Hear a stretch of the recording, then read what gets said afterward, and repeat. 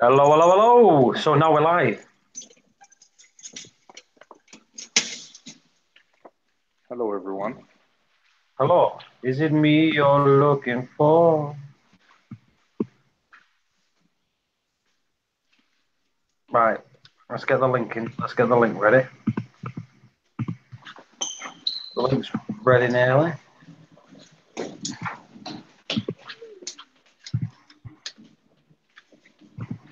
And the link, got it, got it.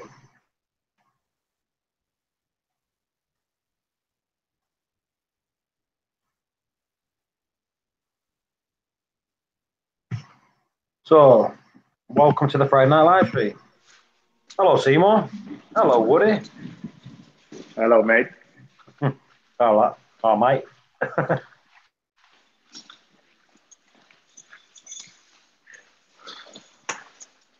What's going on? How's the tank? Thanks, good, mate. Absolutely great. The chair tours doubled, quadrupled in size since I put it in over the last 2 weeks. It's amazing. Good to hear. Always. Yeah, my tank, I had a couple of frags bleach. I don't know what it is, so I'm going to do some tests, and I'm going to make some RODI water to do like a water change, like a 20% water change. All right. Not 30% water change, sorry. Dre Salty Aquatics is in. Hello, Dre.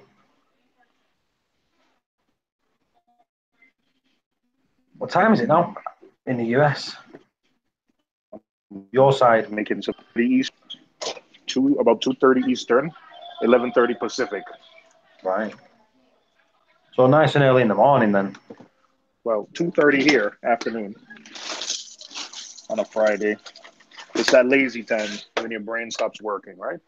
That's the one, isn't it? That is the one.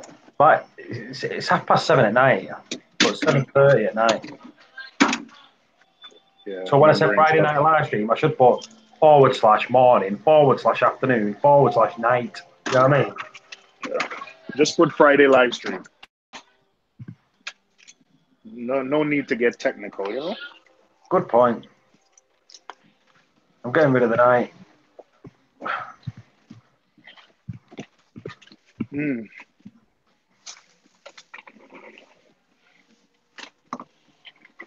In cap box. Yeah, I don't know what's going on. I'm a little bit worried about my tank. I think something's going on. Have you changed anything? No, other than added a bunch of frags. See, that could be it. Sends things all funny, doesn't it? Mm-hmm. As soon as things are funny, it's Oh, not and good the at heat. ask. The tank got really hot, like up to 84 degrees yesterday because I wasn't ready for the heat. I didn't have the chiller set up yet.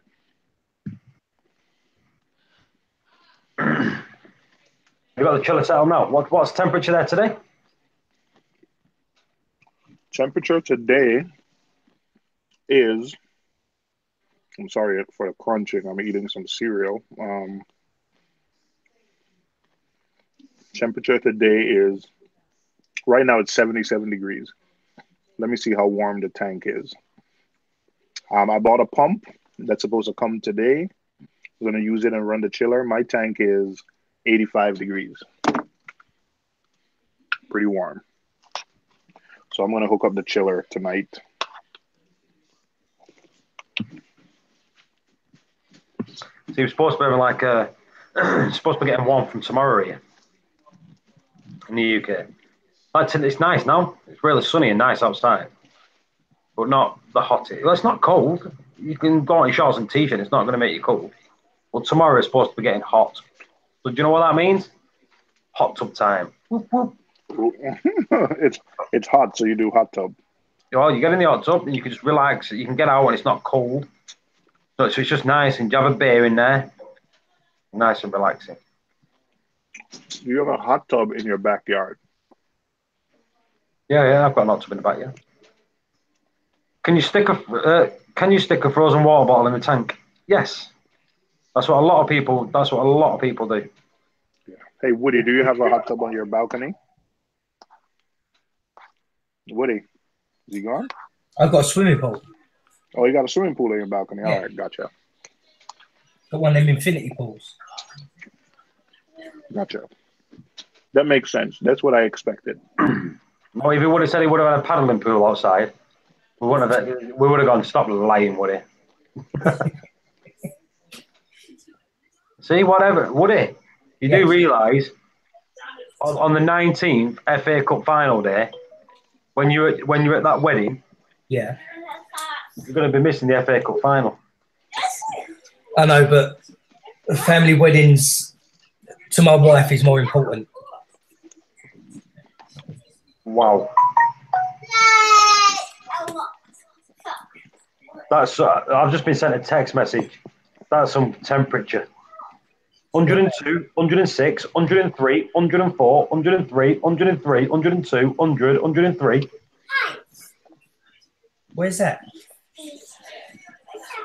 Mesa, MESA. Mesa, Arizona. That's probably where Bubba is. Well, that's who sent it me. That's some temperatures, that. Look at the temperatures on that. I don't know if you can see that. Look at that. Yeah. Oh, hang on. Oh, there we go. Look. 106 on Sunday. Warm.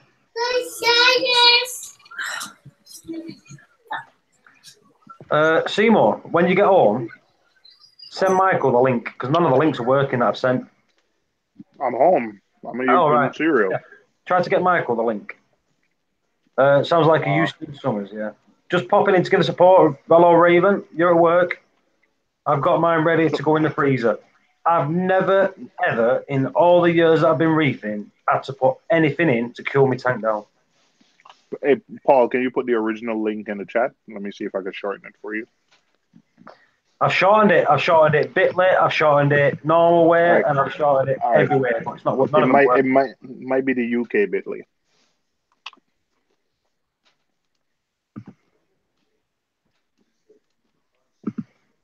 Yeah, I've never had to put nothing in my tank. It's not top one Seymour. The bottom one is just my redirect link.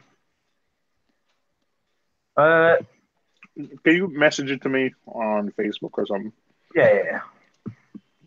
Oh, you already did. Did you? Nothing in my tank. Oh, someone played YouTube in the background. That'll be Annika. Rookie mistake. Yeah, I've never had to put nothing in. You see, my tank in summer, when it gets really hot, it might rise Celsius-wise 2 degrees Celsius. So I don't know what that is in Fahrenheit. I could find out for you.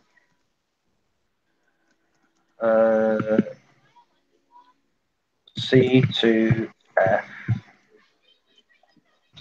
2 degrees is 35 points in nitron. I don't know what it is. When it gets past a certain point, hang on, I'll do it this way. 26. So mine's usually at 78.8, and I'll let mine rise to 28, which is 82.4, and it doesn't bother me, tank. So I'll let it rise.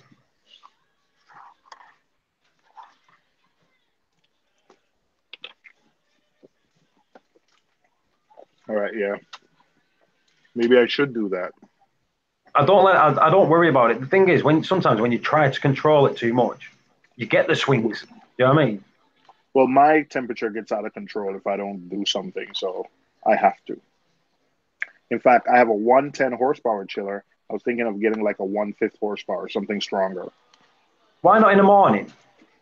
Just do that. Get the frozen bottles in the morning. Go, like, wake up in the morning, get 6 frozen bottles and just throw them in your sump, and let them just melt over the day, like cool it down over the day. You think that's gonna last all day? Well, if you're in, yeah, and just use the other stuff when you need to use it. You think that's gonna last all day? No, listen, right? What I'm saying, if you're in the house on the day, like through the day, you can just like put them in, throw them in. Like a couple of hours later, pull that out, put that back in the freezer, and throw another one back in. You know what I mean? Too much work. Yeah, but it's too much work. But you're going to save a lot of money on electricity, aren't you? Well, listen, I'm looking for something that's sustainable. I'm not gonna keep doing that. I'm not even gonna lie to myself and say I'm gonna keep doing it. It's not gonna happen. I'm gonna do it the first day, and then after that, I'm not gonna want to do it anymore. Or give your kids a few dollars and say, listen, every hour on the hour, tear that out, put it in the freezer, and then get another one. Put another one in. What do they do when they're at school? You do it. Oh, all right. Paul, I'm an honest man with myself. It's not gonna happen. I might do it for the first 2 or 3 days, and then I won't keep up with it. Yeah. Would it? Yes. Have you ever had to use anything to cool your tank down? To cool it down? Yeah. No, apart from open the cabinet, but the door on the cabinet, no, it's always been fine. See, same as mine. And London, you can get like 5-6 degrees hotter than Manchester all the time. Yeah. I checked my tank earlier, it's bang on 25.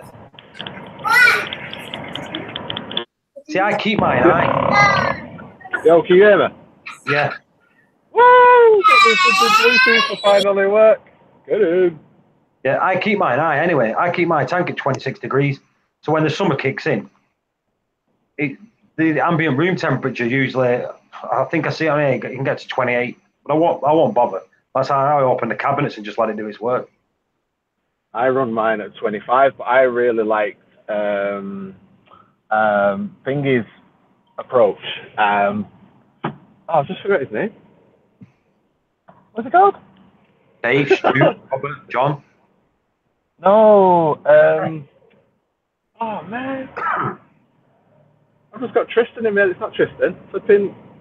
How can I forget his name? There you go, TMG. How can I forget TMG's name? It's the freaking noisiest thing ever. You just remember TMC, but change the T to a G. Yeah, but yeah, TMG's approach, like, as obviously some countries have, predictable seasons. In the UK, we don't. But when you have predictable seasons, adjust your temperature. So say for example, what he mentioned was he knows that over the next couple of months he's going to be getting up into the to high levels of temperature. So what he does is he ramps his tank up slowly over the months prior to to the temperature going up. So then his tank slowly comes up to that temperature, acclimates to that temperature, and then during the summer months he runs it hot, but obviously the tank hasn't just had that quick temperature swing. It's got there nice and slowly over the space of a couple of months. Whereas, obviously the main thing for most of the people is, oh no, we've had a heat wave. Oh, I need to get a chiller on or something like that. Corals love, they don't bother them when the temperature drops. Now people are going to go, oh, if the temperature drops and it goes to drops 4 or 5 degrees, it doesn't bother corals at all. Temperature's dropping. But when the temperature goes high, it does affect them, and it affects them quickly. Yeah, because obviously there's all of the implications of reduced oxygen and blah blah blah, all of that lot with high, and obviously it speeds up the metabolism of the fish. Exactly. It speeds up the metabolism of the corals. It's a lot more sort of like detrimental. Whereas cold temperatures, as we know from all other stuff like frogs and stuff, hibernation sort of like occurs, or bodily functions slow down rather. That's why that's exactly what it is. As we found out with that coral I was growing in the garden, Michael. You know what I mean? It was absolutely freezing temperatures outside, and that coral growing in the garden. What was it? -3, I think it was. We cracked the ice open, pulled the coral out when it was still alive. Polyps started coming out again. You know what I mean? It shows you. Yeah, that's it. So I really like TMG's idea of ramping the tank up slowly, but obviously you're in control then.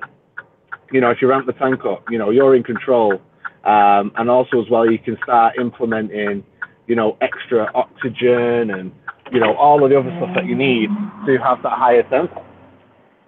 Yeah. That's why I run mine high. I prefer to run it high because I know what our problems when things like that do happen. But I'd rather not have it low and then mute me if you want. Fires up. Well, you're all right. All right, so I'm reversing. So quite back now. No, trust me. As soon as it gets loud, I'll cut you off. It's like the other day when we had that heat wave. The other day when it knocked into 30 odd degrees Celsius. Do you know what I mean? Yeah. It got hot, and my tank didn't. Do you know what I mean? It just seemed to be fine. It stayed at 26. Didn't seem to rise. Yeah. Then it was hot. Depends on your house and stuff like that, doesn't it? I checked the temperature in the house when I got in, and I think it was 28.5 in the house because all doors were shut. I was at work, and I got in. As soon as I got in, I just popped out windows open and opened doors. Yeah. You just like get the air circulating and get some cool air, and then yeah, all right. But obviously, there's other people that live in like tropical climates, sort of. Even like Seymour in New York, you know, he has winters and he has summers. You know what I mean? Like, he gets snow, he gets minus degrees and all that lot. But then when summer comes along, you know, he's getting in, you know, 20, 30 degrees. You know what I mean? So it's one of those where, you know, some people are lucky and they get predictable seasons, where others fucking grit. We don't. Yeah, I've got some very important information and all. Indonesia has brought a ban in on corals. Oh yeah, they have. They have. Yeah, I was reading about that this morning. Yeah. Indonesia. So we've got Indonesia, Fiji, and Hawaii. The three major. Hawaii haven't banned corals, have they? They've banned fish. No, they've banned fish, but they've banned livestock that's been taken, which is classed as corals, isn't it? Yeah. Oh. Yeah, there. So that's three. So all we need now, if we get where is it? Is it Taiwan? They have corals, don't they? What's the other one? I'll be back. Hold on, I can find it real 15 quick. minutes. Yeah, no worries. Like I said there's a couple more places that do it, but they're expensive from there. Now everyone's going to want Australian corals now. And if the Australian ones, it depends on how they treat them as well. So. Well, this is the problem, right? If they're banned from everywhere else, there's going to be more people wanting corals, so they're all going to have to come from Australia. And so then the problem is they're going to say no, and they'll put a ban in there. Yeah, but if they're using cyanide in the ocean to get to shock fish, or if they're using, you know, methods of stripping them out that aren't ecologically friendly. Exactly. The thing is, we could really do with RIP coming in. Hawaii, Fiji, Indonesia, and Hawaii, Fiji, and Indonesia. That's all on corals.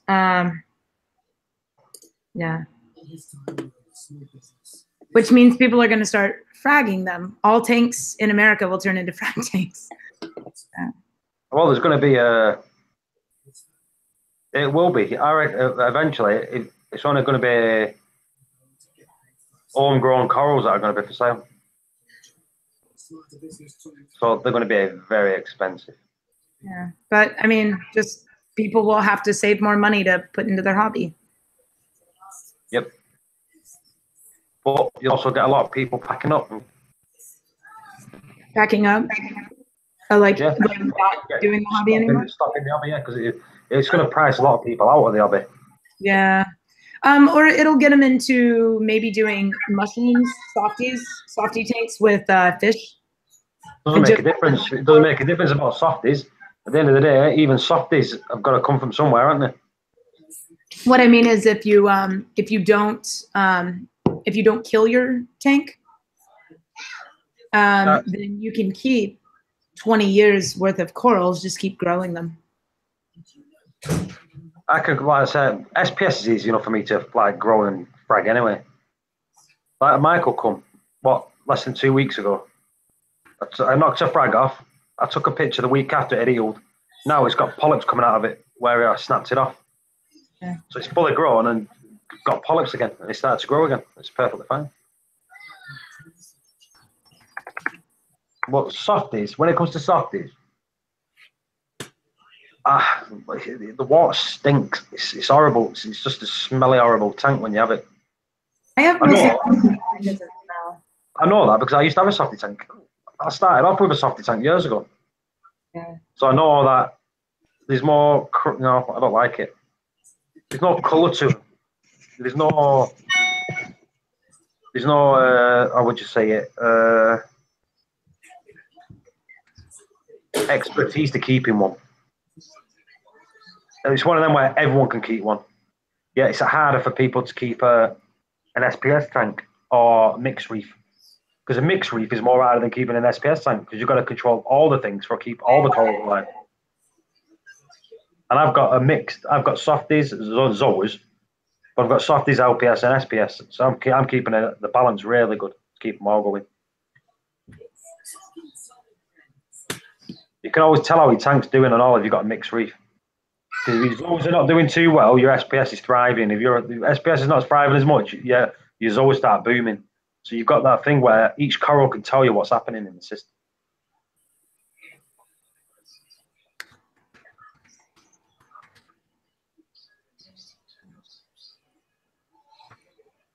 Woody. Yes, mate. I mean, like,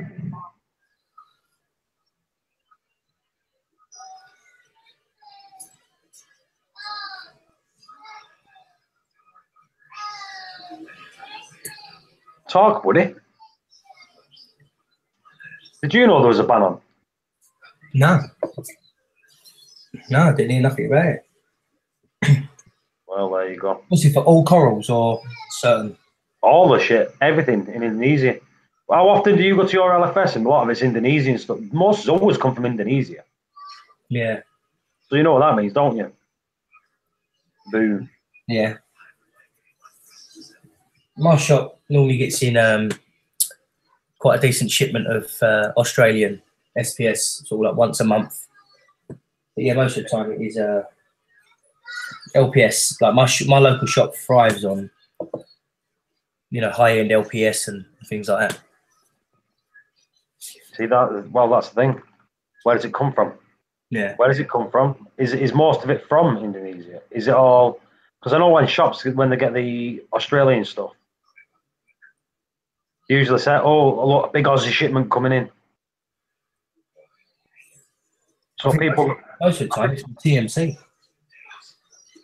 Yeah, well, TMC they get them from Finger, don't they? Yeah. Like Australia and doodah like that.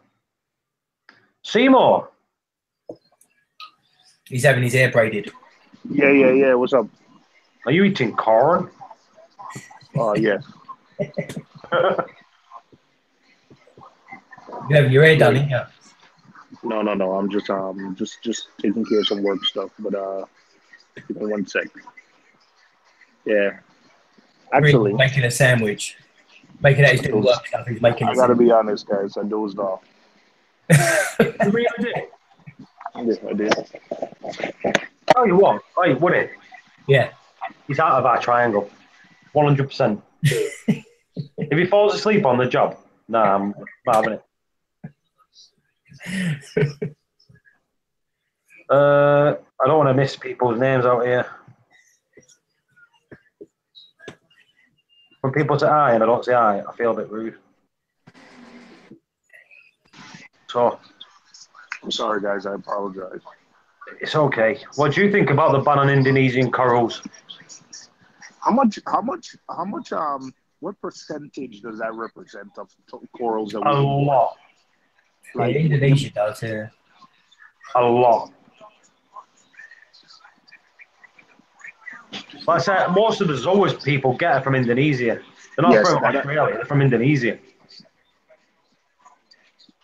A lot of the shrimps that you get, you know, the finger shrimps, they're all from Indonesia.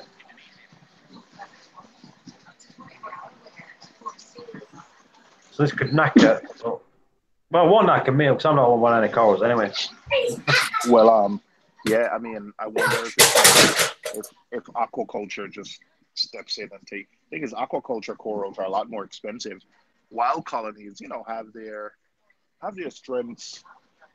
They're cheap, but yeah, but they've banned aquaculture corals and all. So wait. They've banned aquaculture corals.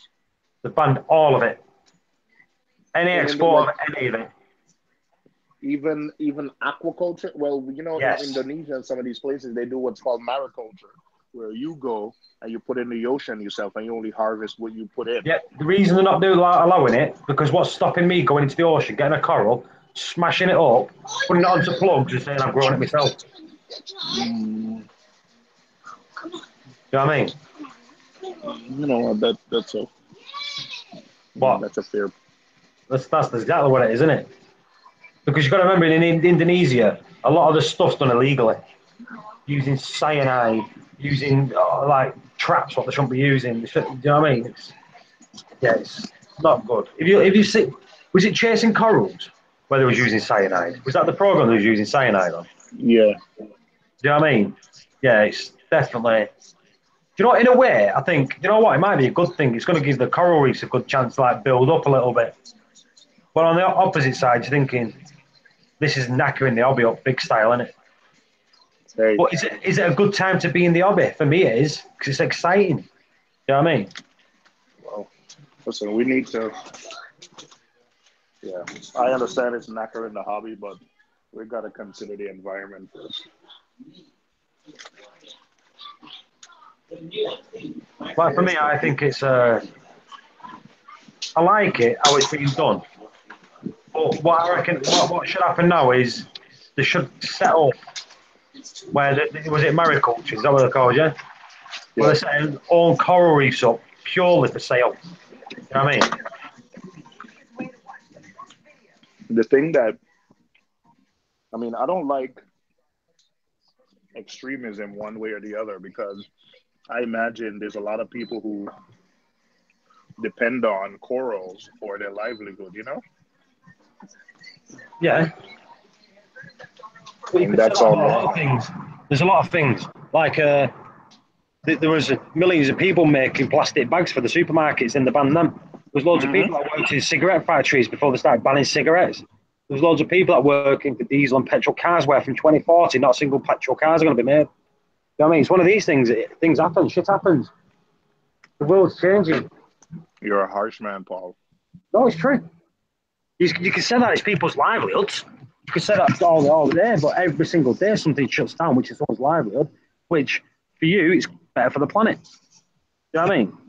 Hmm. I'm not saying you personally, but when people always say that one thing, oh, it's better for the environment, it's better for this, better for that. Well, there's going to be a lot of people at work, which is very, very true. But see, over there, there's a lot of people that work in that industry, and a lot of people that's all they've got to live off. But for them, I feel sorry for.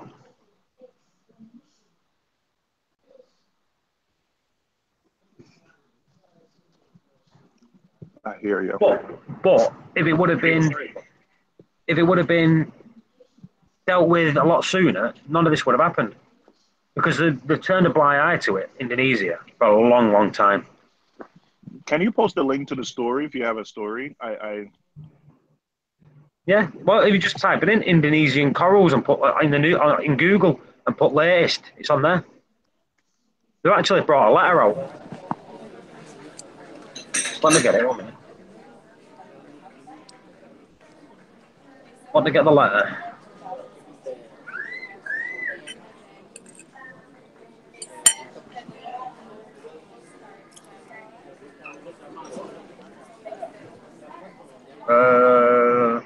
Tools, anytime, past 24 hours. Ban on indoor corals and anemones. And anemones. And you've got to remember, bubble tips, most of the bubble tips you have people are from there. Because that clownfishes are from there. They're from there and Australia. But Yeah, clownfish can be easily bred. yeah, but we're talking about the nems. Nems are easy enough to do, but it's a principle that you won't get wild ones anymore. Where's that link, Paul? Did you I'm doing it now. I'm doing it. It's on a Reef to Reef, actually. In fact, let me share this to people first. This is the letter that's brought out. Can you see that, Seymour?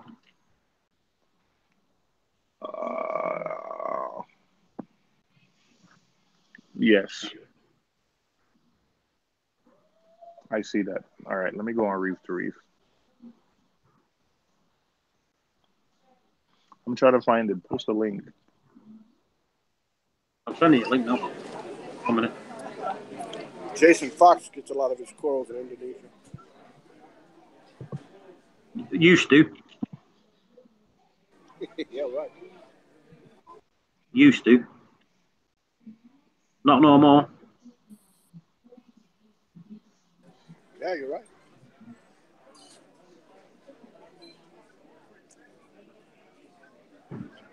Sit. There you are. Change up.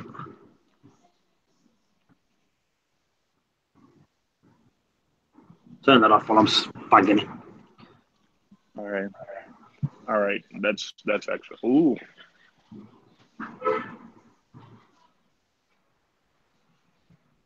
Yeah, but like I say, it'd be really good if Rip, if you're listening, you really need to jump in on this, and because he's from Indonesia, you know what I mean?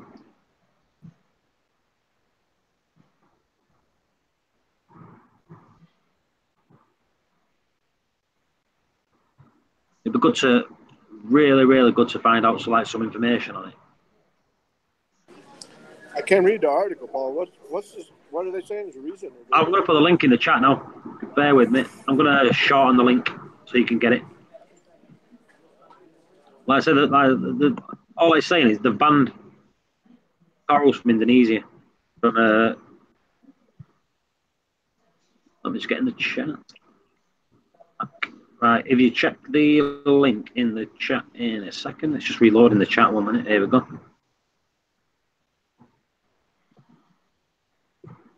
Yeah, that link in the chat there, that's the official thing. Letter that's been sent out.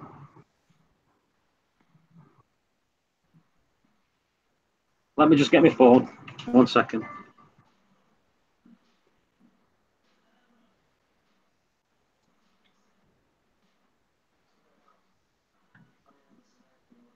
Who is it, Paul?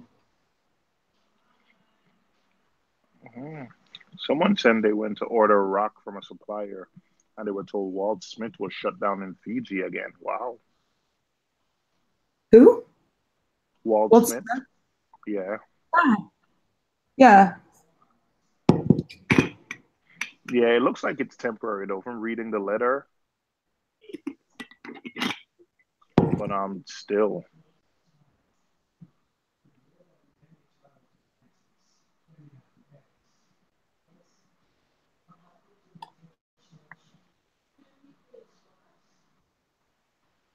Oh, wow. People's comments are, I mean, a lot of people don't take this seriously. Like, oh, this hobby. I mean, wow.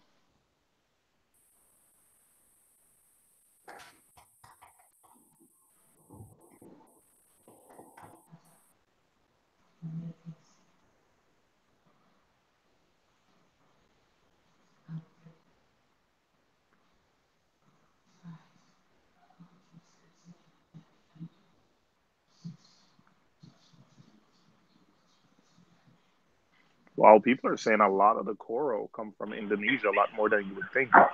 Well, go on, blood. Not much. Where did Paul go? I don't know.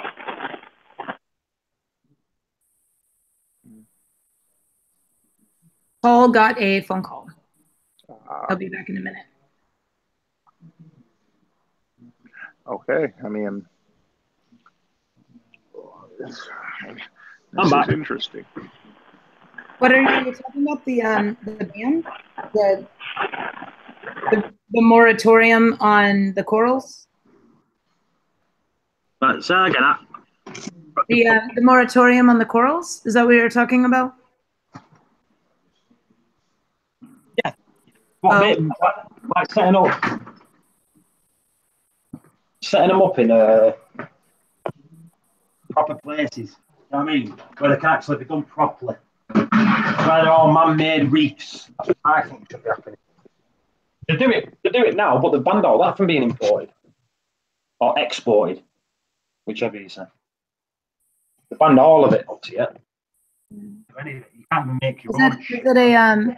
Did they just ban it like indefinitely, or is there a deal?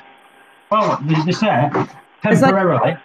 Yeah. They said temporarily, but it's, Like, it's temporarily until they say, you can do it again. Yeah.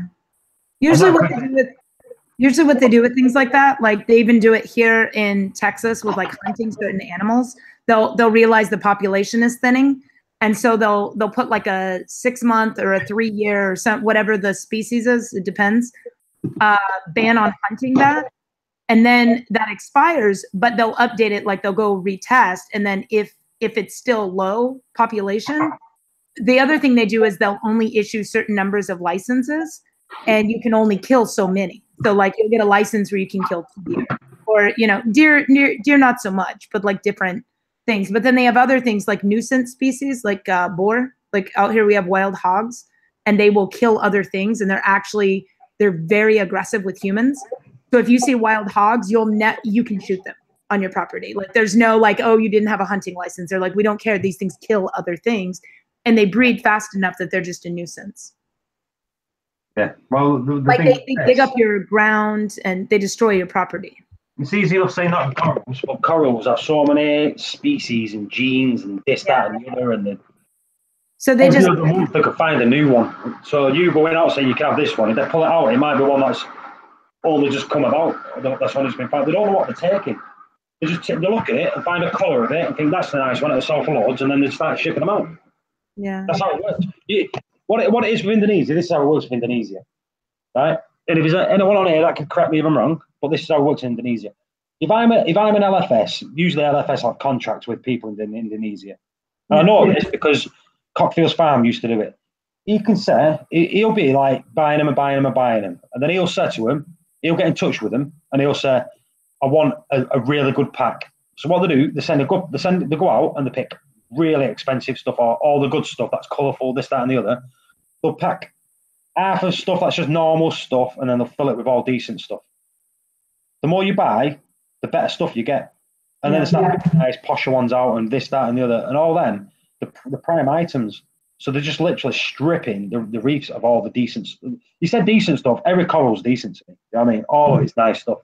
But they're taking like all the eye candy that the people, the kind of stuff DC and I are into, where it's like your whole tank is filled with popping color, versus I guess, a decade, 2 decades ago, from what I understand, there wasn't as much color, but once in a while you'd get like a really nice piece. Now everybody wants a full ornamental tank, which honestly, that's one of the other things I really like about softies is I feel like being newer in the hobby, I can grow out a coral like a brain coral or Welsophilia. Do you know why? The thing is, there's always been popping corals, but it just ain't been the LEDs to do it. They never knew what colour they was getting, because you've got to remember digital photography and all that, and digital lenses and all that. They was going under and everything was brown. Yeah, they couldn't get back up and it was green. Yeah, they didn't know what colours it were. Now they know what colours it are. Incandescent bulbs. They had like, yeah, no, I remember. Like, I mean, I was into water when I was a teenager, but I lived adjacent to people that had reef tanks. So like I knew enough about it. But yeah, so now that we have, like, I like that I can have a meat coral and I can grow it, and then I have this large one coral that's like one piece. What's a meat coral? Colored. It's what? What's a meat coral? I don't know what a meat coral is. If you tell me the proper name of it, I most probably know, but I've never heard of a meat coral. Acanophilia, normally people call a meat coral. Ah, right. Acanophilia. I've just never heard of a meat coral. That's what I've always heard them called. Hold on. It's like we get trachyphilias. People call them brain corals in America. Brain corals are a completely different coral. Or lobos as well. Lobos, they call it the brain. Yeah, but they're not. See that right back there? That thing right. The longest living coral ever recorded. That right there is a brain coral. Hang on. Well, let me look. I cannot see. Just looks like okay. that. Yeah, it's an Acanophilia. Yeah. Hold on. It's Acanophilia. But you've got to remember, you've got Acanophilias and you've got them elephant toes or something. What are them ones? Elephant foot or something to call them. Yabo. Can't join the chat. Link is taking me to the app center in the Hangouts, which is already installed. Right. 1 minute, Yabo. Try. Let me try a different link for you. English I bought, the plain Holy Buggers, right? Try that one. I've just put in. Yeah, try that one. Which one have you just put in? I can't see anything. I can't see anything you just put in. Okay. There it is. Yeah, try that one, or try that one,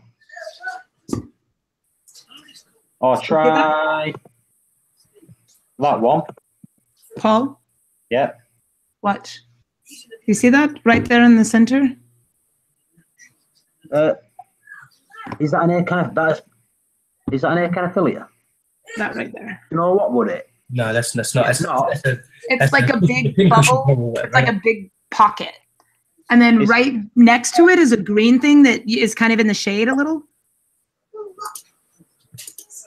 But I actually need to move it because it's grown. It's filled up to the point where it's smashed against a rock. But when I first put it there, when I bought it, it was like round like a little donut, and it was on a tiny short piece of PVC pipe. I put it on the sand bed, and it's like twice the size now.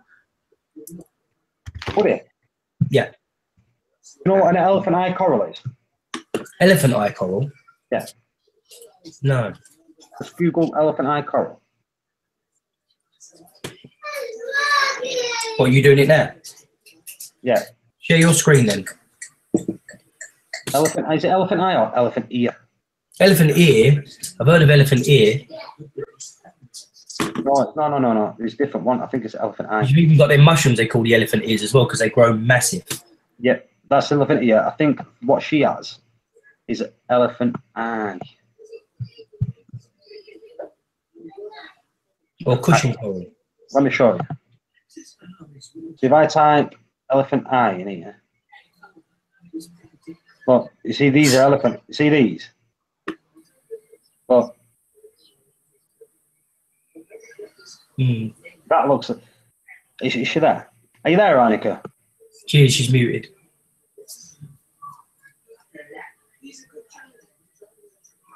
But it's getting the species of it. I think that's what it is, isn't it? It's what she's got there. Yeah, it's like cushion coral, isn't it? Yeah. You know, like these? See that there in the middle? Go over one to the right. Yeah, like that. That looks like her one.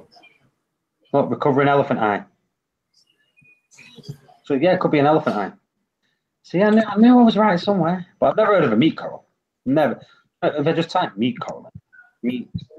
You get someone thrown a steak or something into their fish tank. A piece of ribeye in a fish tank. Yeah, but meat coral, that's... See, echinophilias, you can spot an echinophilia a mile away because this is what echinophilias look like. I think what it is, the Americans have different things than us, don't they? Yeah. I moved both of them, and like everyone that I've talked to that sells them calls them poodles here, and I moved them, and now they're both tiny. So, does it look like that? but now they're in better lighting, so probably like by tonight I can show you again. But they've exploded in size. Does it look like that on my screen? Yes. Right. That is. Yes. I think that is an elephant ear. Elephant eye. Elephant eye. It's everyone I've talked to that sells them calls them meat corals. I mean, there's obviously like scientific names, but that's just what they call. That's what they call them here. Yeah. And even like Nick, when I've talked to him, he calls it a meat coral. But I think it's because he knows like more the global terminology. Why does he call it a meat coral? It's not like Nick to call something not by the name, is it? No, he knew when I told him meat coral, he knew exactly what I was talking about. Seymour, what's a meat coral? I don't know. Sort of like the coral you have there. It's an acanthophilia. The ones that she's got. Who's? Yeah, it didn't look like an echinophilia. I mean, Michael has one. I think he was. Remember, a few months ago, he bought one. In fact, try cat's eye coral. Cat's eye coral. Cat's eye coral. It could be, you know. Could be a cat's eye. which the scientific name is, let me get it up. In fact, Annika.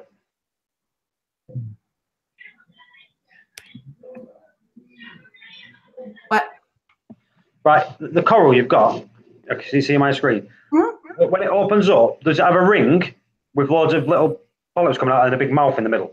It's got a mouth in the middle. The rest of it is like very like Puffy. Yeah, it's not an echinophilia then. yeah. No, I have an acan. Yeah. No. You know what an acan is? It's like no. all the mouths are open with the I've got an acan. And an echinophilia, what do you say? I can't say it. I gotcha. Yeah. Like that right there. It looks messy on my frag rack. Does it look like that there? See right there, you can see my acan. That's what my meat coral looks like. See that? Very similar. Oh, it looks like that. Yeah, that's a cat's eye coral. So the proper name for it is that there. Yes, that's the term I always hear. Yeah, there you go. There you go. So now we know the name of it. Yeah, but everyone calls it a meat coral. So donut coral, modern coral. Yeah, donut. I heard donut coral as well. Coral, meat polyp. Meat corals. Fairy star, fairy eye coral. Yeah. It looks like an alien spaceship. Like if you just put it on its own and just let it do its thing, like completely fill up and take up all the space it wants, it's beautiful. But these are the kind of corals, which is why when I said like I like softies, I like one big balloon that just kind of waves. Like I'm gonna get a bounce mushroom. I have a guy who, as soon as his bounce mushroom starts having babies, he's gonna give me one. Nick. Right. You've got to stop calling a meat coral because in the UK we don't call it a meat coral. You should know that. So stop being naughty boy. What? Right. Nick, he said, look, it's echinophilia, meat coral. Right? But in America they call echinophilias meat corals. They call that one I've just shown a meat coral. You can't call every coral a meat coral because it's puffy and fat. Hi, Frank. Frank the tank. Hello, Frank. I keep trying to go hang out with Frank and see his tank, but Frank ain't got no tank.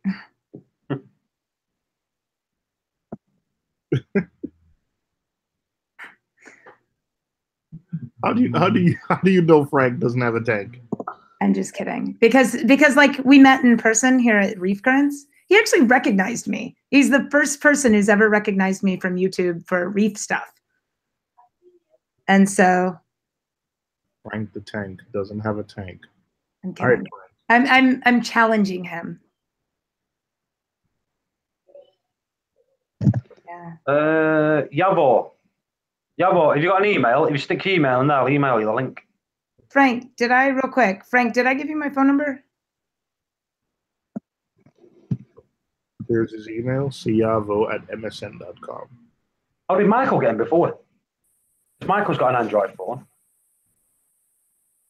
The links I sent him. Oh, sorry, Frank. I'm stingy with my phone number. So weird. Yo. At Reef Currents, there were these two older guys I was hanging out with, and like one of them is new to the hobby. He's like a few months in, and his friend used to be in the hobby and then took a sabbatical for about a decade. He's back in the hobby, and so he was showing me all these pictures and videos of his new tank. He built a fish room with in his garage. One guy built like a room for like the plumbing and all that. And he said his wife would only let him get a tank if he like built it into the house and made it really pretty. So we did all this. And then later when I was like, we were talking about doing YouTube videos together and like all this and like joining Mars together and like doing all these things. And then I was like, hey, can I get your number? Can I give you my number so we can like meet up or something like later, like thinking at an event, right? And like the one guy got really like, I can't give, if my wife finds out I have a woman's number, like just really weird on me. I'm like, okay.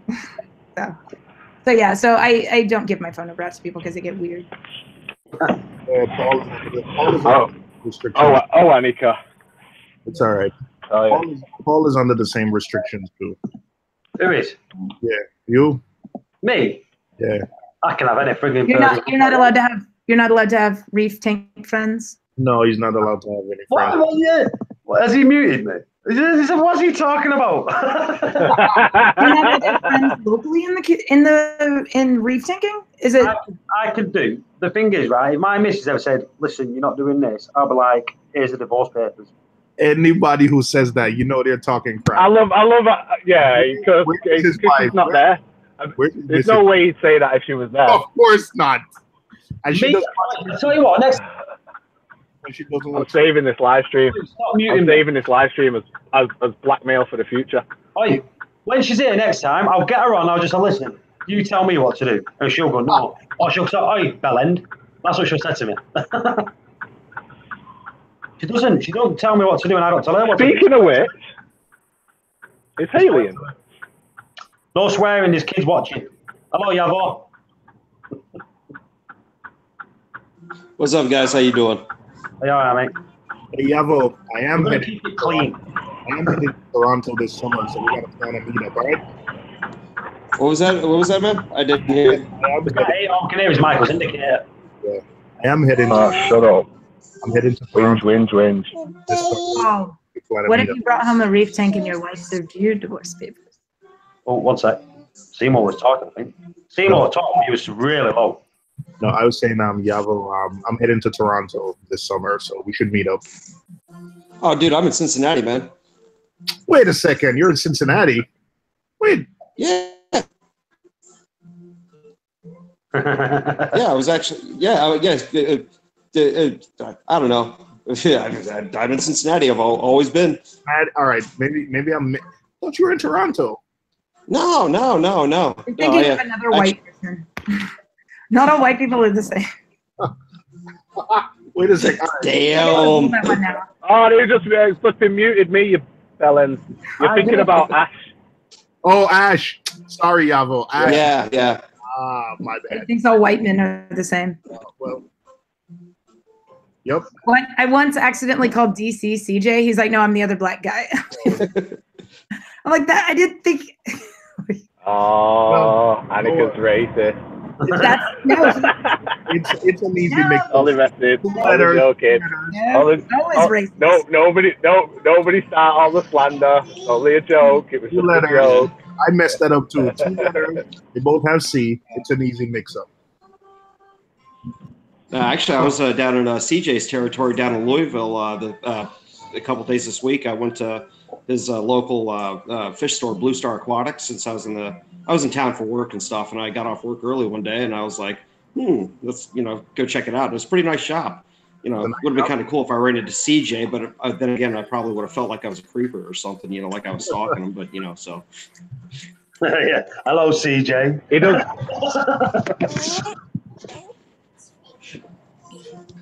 Hang on a second. I got kid issues I got to deal with here. Hang on.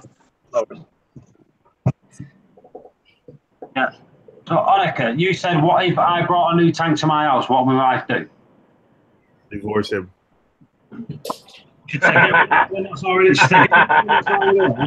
Nearly divorced me when I brought this 4-foot one back. Let me tell you something, Michael. Let me tell you something. You see how Paul is like talking a good game. Yeah, he's talking a big man, innit?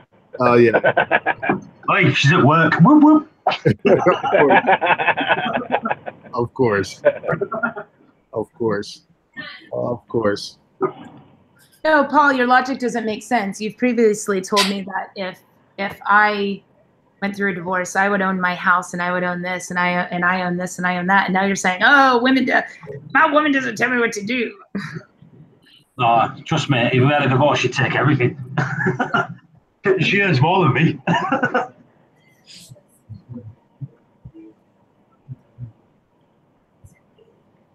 No, it's like, no, we don't tell each other what to do. If you're ringing me up. If it comes to, who's ringing you? You'll sleep in your fish room. Yeah. Go in that room that we don't talk about. Can we talk about it? I think when somebody wants to divorce you over a fish tank, a lot of other issues. But that's just. Oh, we've had rows over the fish tank. Of course we have. It's because when it comes to me saying, well, I want to get this, and it costs hundreds of pounds, and then it's her buying her dresses. You know what I mean? I'm like, when did you get that dress? She's like, oh, but it ages. Oh, this whole thing? Oh, this I got this out of the back of the closet. I've had this thing for years. Yeah. Oh, trust me. She's definitely one of them.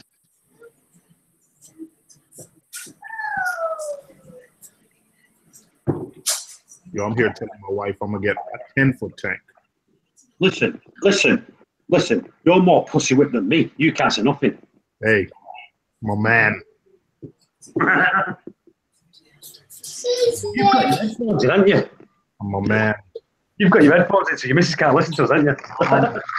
No headphones. Or I'm maybe a man. somebody threatens to divorce you over the tank. You could just get the tank anyway and say, okay, we're done. 1 minute. I'm just going to text Seymour's missus. Go ahead.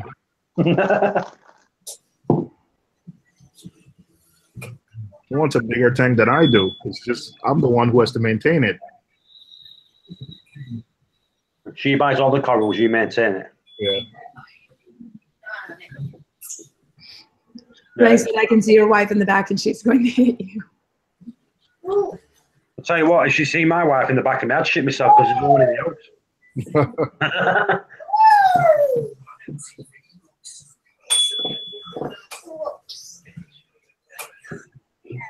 I love it when you get nice comments on a video you put on nearly 2 years ago.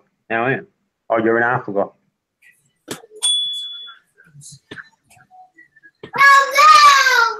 Oh no.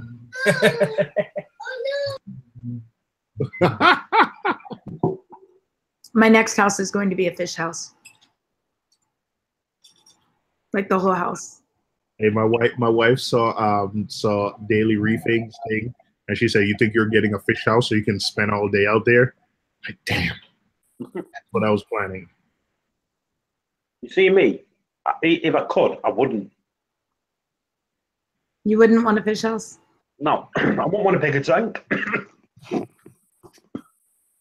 Get the bet with me. I would want a bigger tank, but to me, I wouldn't want a fish house. Like the tank needs to be in the living room where people see it. What's the sense of putting all this effort into a nice tank if it's in the basement? If it's in the basement, you know, like you have to invite somebody down there. Oh, come check out the tank in the basement. No. Can you murder them? You know, when it's in the living room or you know, like it's somewhere where it gets a lot of foot traffic, you know, you get those casual observers. It might sound a little, but it's no sense in putting all this effort into a tank if you can't share it or people can't see it. Mine is right by my front door. The only real concern I have is if I ever needed to shoot an intruder. I would, especially with a shotgun. Talk about guns on here. If I ever needed to protect my homestead, as we say in Texas. With a stick. You what? Hit him with a stick. Yes. I would be afraid that the spray would get my tank. So. that was hilarious. We live in some seriously different worlds, don't we? Someone breaks in your house, you just go away. Right, all right. We had 3 attempted home invasions in 2 weeks, less than 2 weeks, about 10 days. Three different groups of gang members tried to bust in our house. Oh, you need to move. Yeah, that's a different area. Move instead of buying a gun. Oh, I'm moving.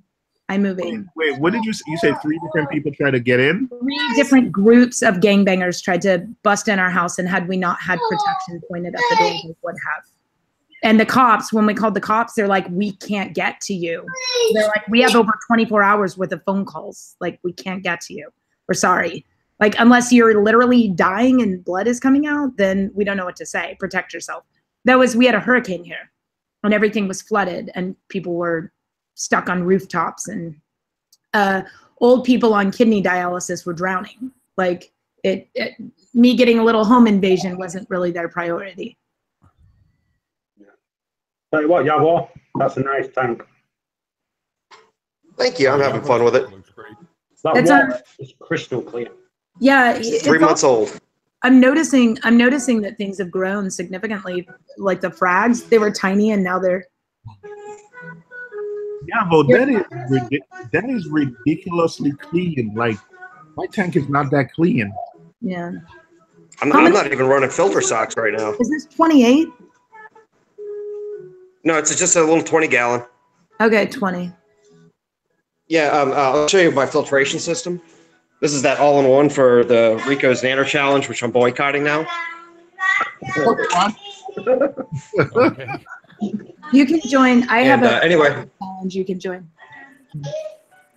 Right, here's this is just my salinity calibration solution. I just keep it in there to keep the same temp as the water I'm testing. But there's my Chaeto Refugium. I keep a little filter sock right there just to keep the Chaeto from getting into the rest of the system. There's my little skimmer cup right there. And come around here, you see the skimmer cup again right there. And then there's my return section, and that's all it is. Yeah. Nice. I've got some bio balls in the back, and some mesh bags and stuff. Yeah. But And you have an auto top off. I got have a an ATO. Yep. Yeah, I got a smart ATO micro I just set up a couple of days ago. Annika, you remember that rat's nest I had? Yes. I saw this. I saw it. Yeah. Well, the thing is, I've also added on. I got rid of most of the 5-gallon buckets. There's my got my auto water change right there. As well. Yeah. Auto water change. That's what I love. Is that rollout tray. I love that thing. Yeah. Oh, dude, it works absolutely my cabinet. awesome. My cabinet's going to have slide out. Mine are going to be vertical though, but mine's going to have panels that slide out that have things mounted to it. Only because the vertical doesn't work for the cabinet that I'm going with. I think horizontal. The thing is, Well, the thing is, I wish I actually had a bigger tank because then I could have multiple drawers because I keep accumulating, to clean off the glass, and I just keep accumulating junk under here. Yeah. Oh, hang on a second. Baby's crying in the background. Yeah, I heard that. So, how's my volume, guys? Everything good? Not too loud? Find out in a minute. Turn you up. Right now. Does everything sound good? Yep. You can turn me down a bit. I can still come up a bit. So I'm actually playing with mixers and stuff here. So I just don't want to deafen everybody. No worries.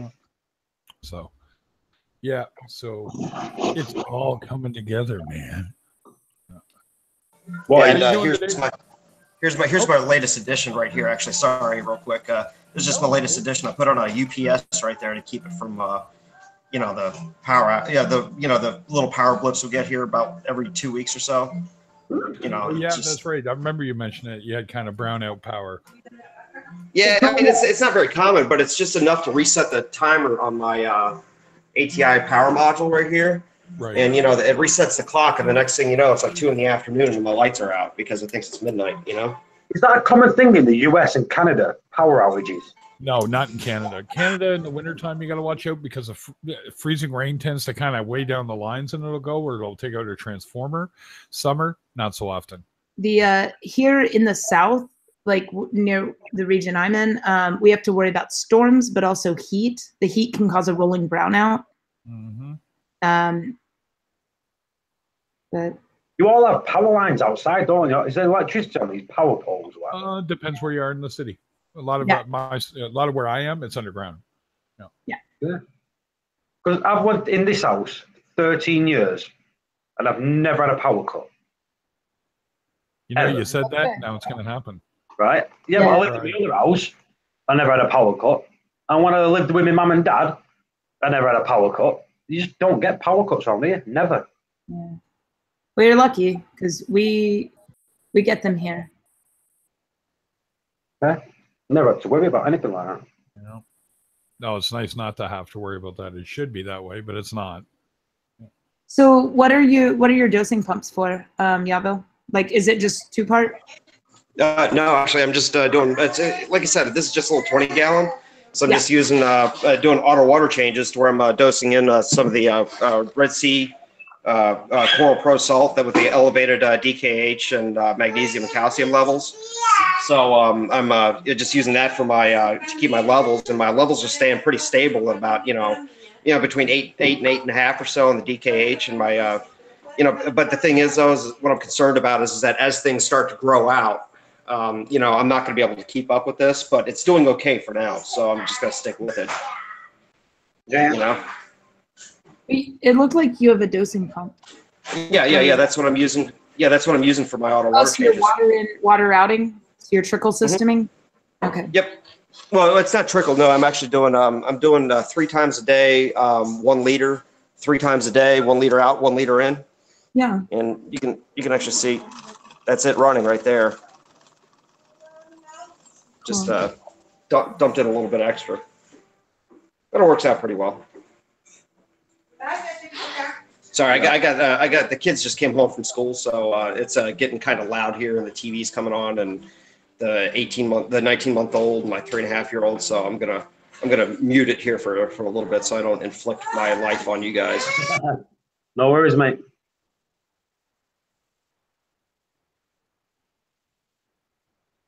DC, I love this tank and setup. Yeah, I love his tank. I love little gadget things. Not hard ones, simple ones. Well, it makes the breakage less prone, right? It works when you go to use it, right? Yeah, I don't like Apex. I'm not that sort of technologically advanced. Right, would it, right, listen to this. Would it has got an Apex, right? Do you know what he uses it for? To turn his system off to feed his fish. That's it. Really? Have you guys seen the new stuff they're adding to the Apex? What? Which new stuff? There's a ton. Okay, well, mostly the sensor, the probes. So they're adding for magnesium, calcium, and alkalinity. But you mean the testing probes? Yeah, the testing probes. It's called Trident. Yeah. Yes, Trident. Yeah. That's what the guy. Yeah, I saw that when I was at Reef Currents. That's cool. Initial cost is a little heavy. I think it's 700. I think. Yeah. 6 or 7 in US dollars. Yep. Seymour. It just Apex. Seymour. Woody. Yep. He's out of our triangle. He's being ignorant. We're going to have to do an initiation for somebody else. Yeah, that's it. Right, our love triangle's over. So it used to be me, Seymour, and Woody. Right, so Seymour's out of our love triangle. We need someone else to join it. Frank, if Frank's still in here. Frank, were you here during Hurricane Harvey, and did your tank get affected? Infamous's tank did. Yeah, no. I love Infamous. He's one of my best reefers ever. Who? Infamous Aquatics. Yeah. He's just the nicest guy you could ever meet. Yeah. He's we were supposed to go hang out at some point, but I think we're both busy all the time, and he's always out of town. Don't use any computers now. I used Aquatronic many years ago just to justify the money for an Apex. Do you know what? I totally agree. You can't justify the money for an Apex, especially in the UK, because they're so expensive compared to American. Except Woody. Woody buys one just to turn his tank off and on. His lights off and on. No, not his lights, his pump. Woody, what do you use your Apex for? For the refugium light, to feed the tank, to do maintenance, and that's about it. I want 10. So let's pay 800 quid, 900 quid to turn your tank off and on, and a light off and on. Yeah. And refugium light as well. Yeah, but the switch does that off on, off on. Off on. Yeah, one of those American DJ power centers does that. Click. Nah, it's too much money. Oh, it turns the bubbling on and off as well. You pay what, 1,000 quid just to turn your bubbles off and on, your light off and on. You're all right. It's a lot of money. It's like you was thinking about getting the new for Wi-Fi, weren't you? Yeah. But then you thought yourself, you can't justify the money because you're going to use it for the same thing, aren't you? Exactly the same. Yeah. It won't be no different. I'll just take the old ed unit out, put the new one in, and run it exactly the same. So. Well, how much is a GHL over there in the land beyond? Or what the Profilux 3. Yeah, I used to have Profilux 2. I think I paid about £700 for that, for the Profilux 2. Okay. But never ever switched it on, just stayed in a box. What's 700 quid? See, 700 quid, you're knocking on $900. You know what I mean? That's about what it is here. Well, that's what Prolix 4 is here. They are hard work. But with the Apex, I thought, how much is the Apex over there? 1,079, isn't it? Where I live, I think it's about 900. And how much is it over there, Woody? 820, I think. 819.99. That's pounds. So what we're talking, well over $1,000, $1,100, $200. Yeah. You know what I mean? You pay a bigger premium. Yeah, you tell him. She's watching Peppa Pig. Yes. Daddy, where's my allowance? She's got her own bank account. Yeah. 3 years old. He's I not think I telling know you. the theme songs. The more kids shows that I do, like normal stuff you'd hear on the radio. Oh, like my daughter's 16 now, but Jesus Christ. Even me going to work, I used to be singing like Tweenie songs all the way to work and Peppa Pig, you know, like all the Bob the Builder and all that stuff. So that means that you heard a lot of the Bieber? Yeah. The Bieber? Justin Bieber? Justin Bieber, yeah. Yeah, you know what? The thing is, though, she never really liked Justin Bieber. She was into, she's a good girl. Yeah, I like her more now. Yeah. Yeah, she likes, like now, if I ask my daughter to put some music on, she'll put Stone Roses on or Oasis or something like that. She's my type of girl. She listens to music I listen to. Dre's Aquatic. CJ just got a new control. I think it's called the Coral Life. I'm not sure he's going to compare it to the Apex and see what it's up with. But see, for me... Is that the one Matt Hatter's Reef just did a review on? I think it is, the Coral Life one. I don't know why he's done that, because... Somebody said Apex? Apex? Yeah. The Coral Life is the one they've been sending to a bunch of YouTubers. Yeah. Yeah. CJ's Coral Life. Wait, I'm sorry. I totally missed. I just rejoined. Can just somebody give me a 1 second recap? Well, Seymour just heard Apex and he jumped in. Yeah. I was just going to say, didn't I say Apex like 10 minutes ago? Apex. Yeah. Seymour, read that last chat there by Dre in the chat. No. CJ just got a new controller. I think it's a Coral Life. I'm not sure, but he's going to compare it to the Apex. Yeah, it's not called a Coral Life. It's Is it the E-Coral? E-Coral Pro. E-Coral Pro. Yeah. Coral with a K. Is that the one we was looking at the other day? Yep. Yes. Yeah, I think so. Right. Do you know what? It does look good. Okay. Like I said, because we were saying the interface is better. Yeah. The thing is, it's not. See, if it was a good value for someone like, let's say, Woody and like you, Paul, who are probably not going to add all these extra modules to it, you're going to use it for timers and stuff like that, it'll probably be good for you. But somebody like me, I probably wouldn't use it because I'd want something expandable. But the thing is, it's not cheap. It's more expensive than the Apex. Yeah, it's about the same, isn't it? I think it's 900 American. $100 more. Yeah, I think the only real difference that No, go on. Go ahead. No, go on, you. Oh no, the only real advantage that I can see with the eCoral, the new one, is that it actually comes with an actual level sensor rather than just limit switches. The optical or float switches or what have not. It actually tells you what the level is with the ultrasonic transmitter that they have attached to it. Which, me coming from a controls background, I think is really cool. But I don't know. I mean, is that really worth the extra $100? And it also has, I'm sure they're going to be coming out. I'm sure they're going to be coming out with more accessories and stuff as time goes by. But they're still new, and I don't know. It only has 6 ports, doesn't it? Yeah, 6 versus 8. Yeah. It's got less ports, less things to plug in. I said they might come out with an adapter where you can spend more, but you're paying out again then. Yeah, I mean, like me, I'm running an Apex Classic on my little 20-gallon. I picked up the system for like $300 on Reef to Reef about a year ago, and but for my 150 build that I'm trying to get together, I mean, I don't know what I'm going to go with because I mean I don't like the build quality on a lot of the Apex stuff personally because I've dug into mine and I've seen like some really horrible solder joints, which kind of make me kind of scared. But then again, I love my GHL, but the interface is honestly not as good as the Apex and the eCoral. I mean, that looks like a really, really nice user interface. So, I mean, I'm tempted to just say screw it and build my own Raspberry Pi control system. But at the same time, I don't know. That's a lot of work. So I don't know at this point what I'm going to do for my 150. Yeah. Yeah, I guess when we first saw this, I thought the level probe would be able to use it as a ATO, but apparently from reading the documentation, it's not made for that.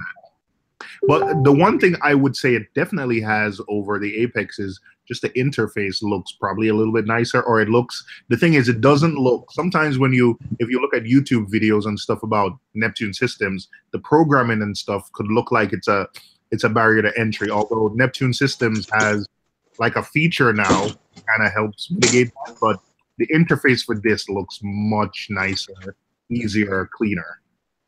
Yeah, and I think that's a big thing to have going for them is is that, because I mean, let's face it, a lot of reefers are not computer geeks like I am, or you Seymour, or Annika, or whoever else, who really likes the tech aspect just as much as the reefing, Yeah,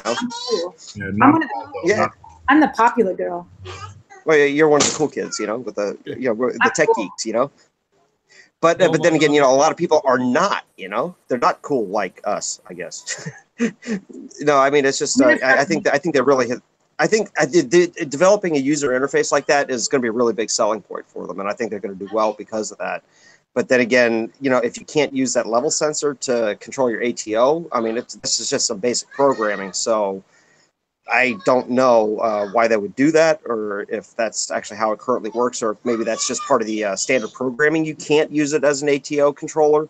But, if you get into advanced level, I don't know what the advanced level looks like on it. So I'm going to, hold my comments until I know more about the system. Because Paul and Nick are starting a master reefing class where they really? take people who know what they're doing, and they go beyond people who just know what they're doing. That's for master, right, Paul? He's a master class to himself. And Corcus or wow. Oh, is he on the phone? I think he's on the phone. Oh no, I think he's just talking to himself. Probably. Yeah. Doesn't realize he's muted. It's no, funny. he's all right. Oh, he's muted. I'm gonna make fun of him. I think he's bell end. I think he's finally lost it. But Coacus or whatever. K-Reef. There we go. Bleach Bum's not here, so it'll be fine. I do use a digital aquatic reef keeper. Yeah, let's see how many controllers are seriously out. So eCoral Pro is out, so that's one. There's the DHL. There is, which I think, to be honest, I think that one, if you had to do a comparison, I think that's the closest to the Apex in my Neptune systems, in my opinion, is the Reef Keeper. The thing is that with the Reef Keeper is I need internet connectivity. So if I was looking for control and I wasn't worried about connectivity, I would absolutely use a Reef Keeper. But I'm so accustomed to, having internet connectivity. That much will work, did they? Yeah, they never got the net module. Never really got it working right. Yeah. And I think there's this eCoral, and the Vertex Cerebra, I don't think that's even. Yeah, that kind of fell off the map, didn't it? Mm-hmm. Yeah, it's definitely. I was excited about that one at first because it had a really cool, slick design, but it just never seemed to take off. Hey, Woody. Yes, mate. I think you told me you think what's the name is going out of business, right? Vertex, yeah, they're going under. There is a company that has sort of took over their distribution, I think, for the States, like for the US and that, but over here they're not doing too well. I think, though, the thing is, you said that and I hadn't seen any news, and then I got an email from Thing last night from Bulk Resupply that says 25% off everything Vertex. Yeah. A lot of the shops over here have even took all their stuff off their website. Wow. Really? Yeah. They won't deal with them no more. Wow. If something breaks, you can't get anything replaced. Like when I was in the shop the other day, someone had an Alpha 170 and his pump had gone and he couldn't get replacement for it. So they was trying to work out what other pump would fit it. Jeez. You know what? The thing with the Alpha is at least it's an external pump something. So at least I think you might be able to jerry rig something. But That's get Red Dragon pump, just because Vertex they've got a partnership with Roll Exclusive, so they do use a lot of Red Dragon pumps on their skimmers and that. Yeah, but the Red Dragon pump is going to be 3/4 of the price for that skimmer. Yeah. Well, no matter however you look at it, even if you can get a Vertex skimmer, or a new pump or whatever, the pump is, most of the price. So you might pay another £400 for a new pump, or even the motor block, when the skimmer's only worth 500 or something. The pump's the biggest cost. In America, do they have their own place in America, or is it all shipped out of one place? Vertex. I know Vertex was German. Yeah, Vertex is German. Yeah, right. Yeah, that's what I'm saying. But are they all distributed from Germany, or they're made in America? There is Vertex USA. No, they're made in Germany. Right, that's what I'm saying. Have they gone bust in Germany, or have they gone bust over here? They've gone bust in Europe. So that means they're completely gone everywhere, then, aren't they? Eventually. There is a Vertex USA. I mean, we'll see. I'll see them. That's what I think is going to take over the majority of, the rest of their customer or whatever. I think you'd still be able to get it in the States, but it probably build into wherever, maybe even the States or whatever. Yeah, but that's what I'm trying to get at. If the main place where they're made, obviously they're made in China, but the main HQ's in Germany, that's gone bust. What's going to say that it's going to keep in America? No, they're made in China. They are made in China. Yeah, everything's made in China. Well, that's what I'm getting at. That's what I'm getting at. If the main business has gone bust, what's saying that America's going to still have Vertex? Vertex also distributes other products here in the USA. So, for instance, Zeovit, Vertex USA. See, that's you just nailed it there. I bet Vertex is just a trading name. That'll just be a trading name that they use. You know what? You could be right. Yeah, because it's like you got Matthew from Senai. He does it of Fritz UK.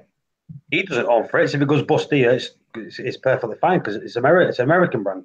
But Vertex, if their big place has gone, they're just trading under the name Vertex over there. So I bet they've gone bust everywhere. Their website says under construction. Yeah, it's been saying that for a few weeks, isn't it? Is it the US one? See, they're still selling the product. Well, they set Bulk Resupplies now has a sale on Vertex stuff. Nah, that means it's gone. It's gone in America then, hasn't it? Yeah, but Bulk Resupply has done.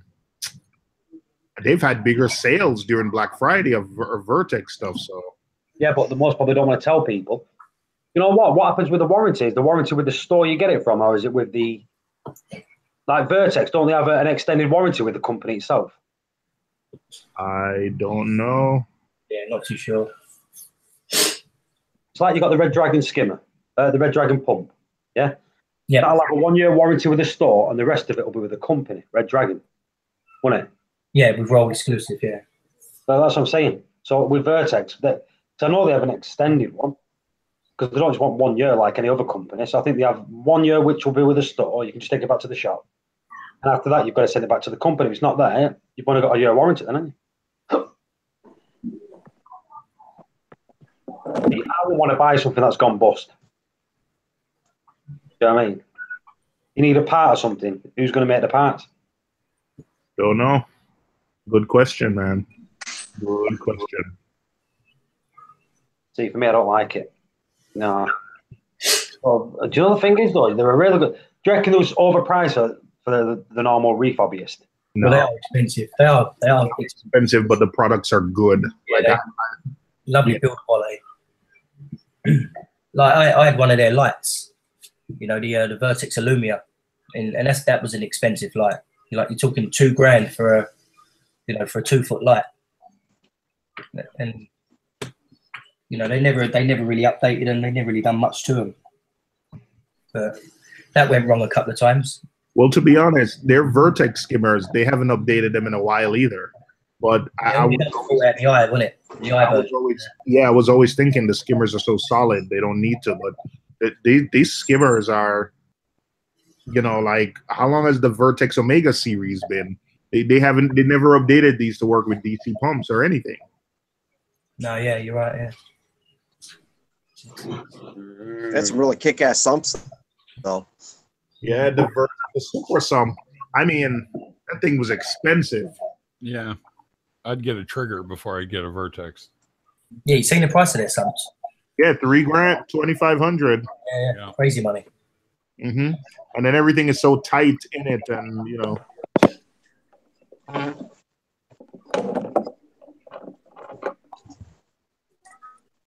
Oh, Haley's here. Hello, Haley. Cleaning that thing must be a nightmare. I've always thought cleaning their sums must be a nightmare because while it looks so neat, the blue and red, but you know everything just. Can you imagine disassembling that? the thing is you can get a really nice safe, really nice sump that's custom built from a from whoever. It could be Modular Marine or Trigger, or you can get a really custom sump that can do just the same thing for nowhere near the cost of what you'd be paying for the Vertex system. Absolutely. And then it's gonna take when you order these sums and it takes about 6 weeks to get it. You can order a custom acrylic sum you can call up like Milev's Reef, who's on YouTube, and have him build you something custom, and you could get it a lot faster than what you get from Vertex. Well, I mean, look at Fish Effects. That's something he had made for him. I mean, they're about maybe 3 hours from me. I mean, that sump right there was about the same cost, probably maybe a lot less actually than what the Vertex is, and especially considering it fits his application perfectly. I mean, you can't beat that, Well, you also get a skimmer with it. You get more reactors, but I hear what you're saying. I totally agree with you. I'm just, yeah. And that's why I come to this channel. It's super amazing. I like coming to this channel because I get to call everybody a bell end. It's all good. Just saying. Ian, missed some of the conversation, but Vertex Europe is done. That's Ian. I know. He's European, so. Yeah, well, I mean, Vertex USA goes down. Well, I mean, all that being said, though, I still hate to see, I mean, you got to admit, though, Vertex, they were pretty innovative, and I think I hate to see them go out of business just on principle, But then again, I think at the same time they try to produce exclusively high-end stuff, which puts them into a very narrow niche to where people like me, I got 4 kids. I mean, I have less play money now than I did when I was 25, Yep. So I mean, I think they might have priced themselves out. Whereas if they'd gone another route and, they still had the high-end stuff available and then they had their budget line, they might still be doing okay. I don't know, but they tried the somatic stuff. That is Vertex. Oh, is it? Oh, okay. Yeah, see, like Reef Octopus is still around because they basically partnered with J-Boat. Yeah. Right. So bubble blasters, the pumps are all built by J-Boat. So. Yeah, the somatic stuff is literally. I don't know if the acrylic feel is the same, or maybe they don't take as much care with some of the machining. But literally, it's the same wine body. The pump is just mounted inside. Mm-hmm. Yeah, and it's a lot cheaper. So there were let me on Bull Creek. I'm going into the skimmer section, internal skimmers. Yeah, Vertex. Where is somatic? Hey Paul, do you have Cruz's email? That's the only way I got him in today was through. I will have Cruz's email. I can text him right now if you want. Oh, Yavo, do you know that email I sent you? Did you get it off the? Did you get him through the? Did you get him through the email before? Yeah. Oh, yeah. I got a hold of him. Actually, Cruz and I have been. I'll be on my way into work, and he'll just give me a call. We've been chatting it up for like the past 3 weeks. Well, do you know that email? Yes, that email I sent you before. To get into the hangout. Yeah. Send that to Cruz. Okay. Yeah, I'll do that. I'll do that right now. Hang on. It's funny. The somatic stuff on Bulky Supply has 25% off too. So it show. Oh, okay, that's a bad sign. Yeah, there's some discounts. Well, it's not all 25% off, but they do have discounts on everything. Wow. Seymour, ring up Bulk Resupply and just ask them, has it gone bust? Well, they have a chat, so let's chat. Yeah, get in the chat. Just ask them. See if they say anything. See if they tell you. Because they're not supposed to lie to you, are they? They're obviously going to tell you the truth, aren't they? Oh, yeah.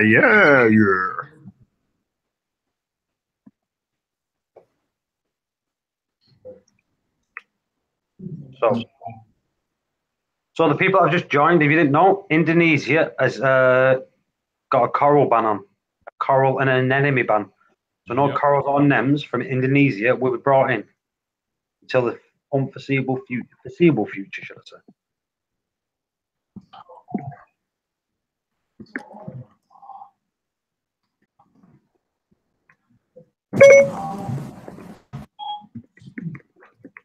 Talking to Siri again, you? She's on my computer, so I accidentally pressed the button. Do you know what made us laugh yesterday? Right, we were talking to Woody, and we said he's got the Google Assistant, the what was it? The Samsung Assistant. What have you got, Woody? All of them. Everyone in his house. He's also got G's, which he just dings a bell for. Wait a second. Wait, what? I didn't. I don't know what coral shop in the UK I can buy high-end SPS from online, if any. Aussie, whereabouts are you from? Nemban, those seem to split just by looking at them. So that sounds. It's true, but I think you've got to remember if you're shipping out a coral, Nems are still classed as corals. Do you know, like when they're shipping them, it comes under the same licenses to ship them out. So I think they've done it that way. The links are sending me to Google Play Store. Cruz, are you using Android? If you're using an Android, that is the problem that's causing it. Android, there's a problem with Android at the minute. But I will. How did Michael get in before? Seymour, you've got Cruz on the thing, haven't you? On the Hangout, on Facebook. Yeah. Send Cruz the links that you sent Michael before, because none of my links are working or something like that. I don't like it. All right. So there, Cruz. I'm gonna get Seymour to send them you. Oi, Dean. Yes, Paul. You all right, mate? Yeah. Wait, what is going on? That sounded kind of like something. What? This sounded like there was more to that. What? Me calling Dean? And not Woody. I thought everybody called you Woody. Everyone does call me Woody. Except, I just sent Cruz the email address, the link. I just forwarded that on to him, so hopefully he gets that. Just in case. Yeah, he said that's not working either. Oh he shit! had trouble this morning too. Cruz, he's gonna send it. He's gonna send you the link. Everyone's gonna send you a link, so you're gonna have about 50 of them. Yeah, check your email. I literally just sent it out. It should pop up here, any second. It's stuck in the ether right now. And then he can dip the toe. Craig, is that your email? That is Cruz's email. Why has it got .ca? I have no idea. You'd have to ask Cruz. It knows it's at the front though, not at the back. Mm-hmm. Oh, CA, Cruz Arias. Thought it said .Canada. I've already got that email address. I've had that email address for a long time. You kidding? I'd love it if Elegant Corals was in Canada. That means I could get their stuff. Right, let me get into Hotmail. Right, I'm sorry, people. I am. Go ahead. No, go on. Oh no, I was just going to joke around about coral availability, different countries and stuff. You guys heard of Lazy's Frag House? I haven't. Yes, I've heard of Lazy's. Yeah. Yeah. They're about an hour from me, and I am the luckiest guy in the world. About half the corals in my tank are from there. There you go. It's that well stow, that electric well stow that I was showing. That was hey, Cruz is here. There he is. Oh, hey guys. Hello. See, you got in eventually. Hello. Thank you, everyone, for trying. I appreciate it. I was just in my mail then. I was going to send you every link I had. It's Android. You've got You guys an are Android, awesome. Cruise. And you wouldn't want to open half of them. So Yeah, I got a Samsung S9. Oh, Cruise. You don't have to worry about opening my stuff. Cruise gets everything I get, don't you, Cruise? Yeah. Good stuff. Some of it is, some of it's not. Some of it's tasteless. No, I'm still over here at work. Got another hour. I was at work before. You know when you rang, I was at work before, Cruise. But I knew there's no point in ringing. I knew you'd be in work by the time I was going to ring back. Yep, absolutely. Hey guys. Yeah, sometimes like I have an FX250 controller, so all I need to do is an upgrade. Hello, Tina. How are you doing? Tina. Hi, Tina.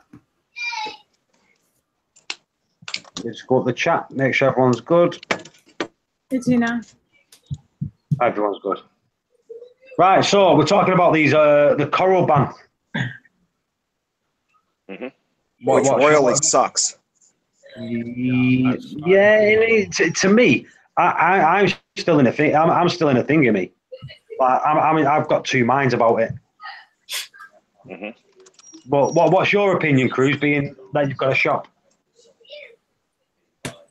I think that's going to change the pricing regimen. Well, what are you saying? It's going to be all corals are going to end up being high-end coral because of the price. Not because I'm going to show you scans. Mm-hmm. Absolutely. I mean, you're talking about not being able to get in as much in vast quantities. Do you know what I'm saying? There's still going to be some trickle that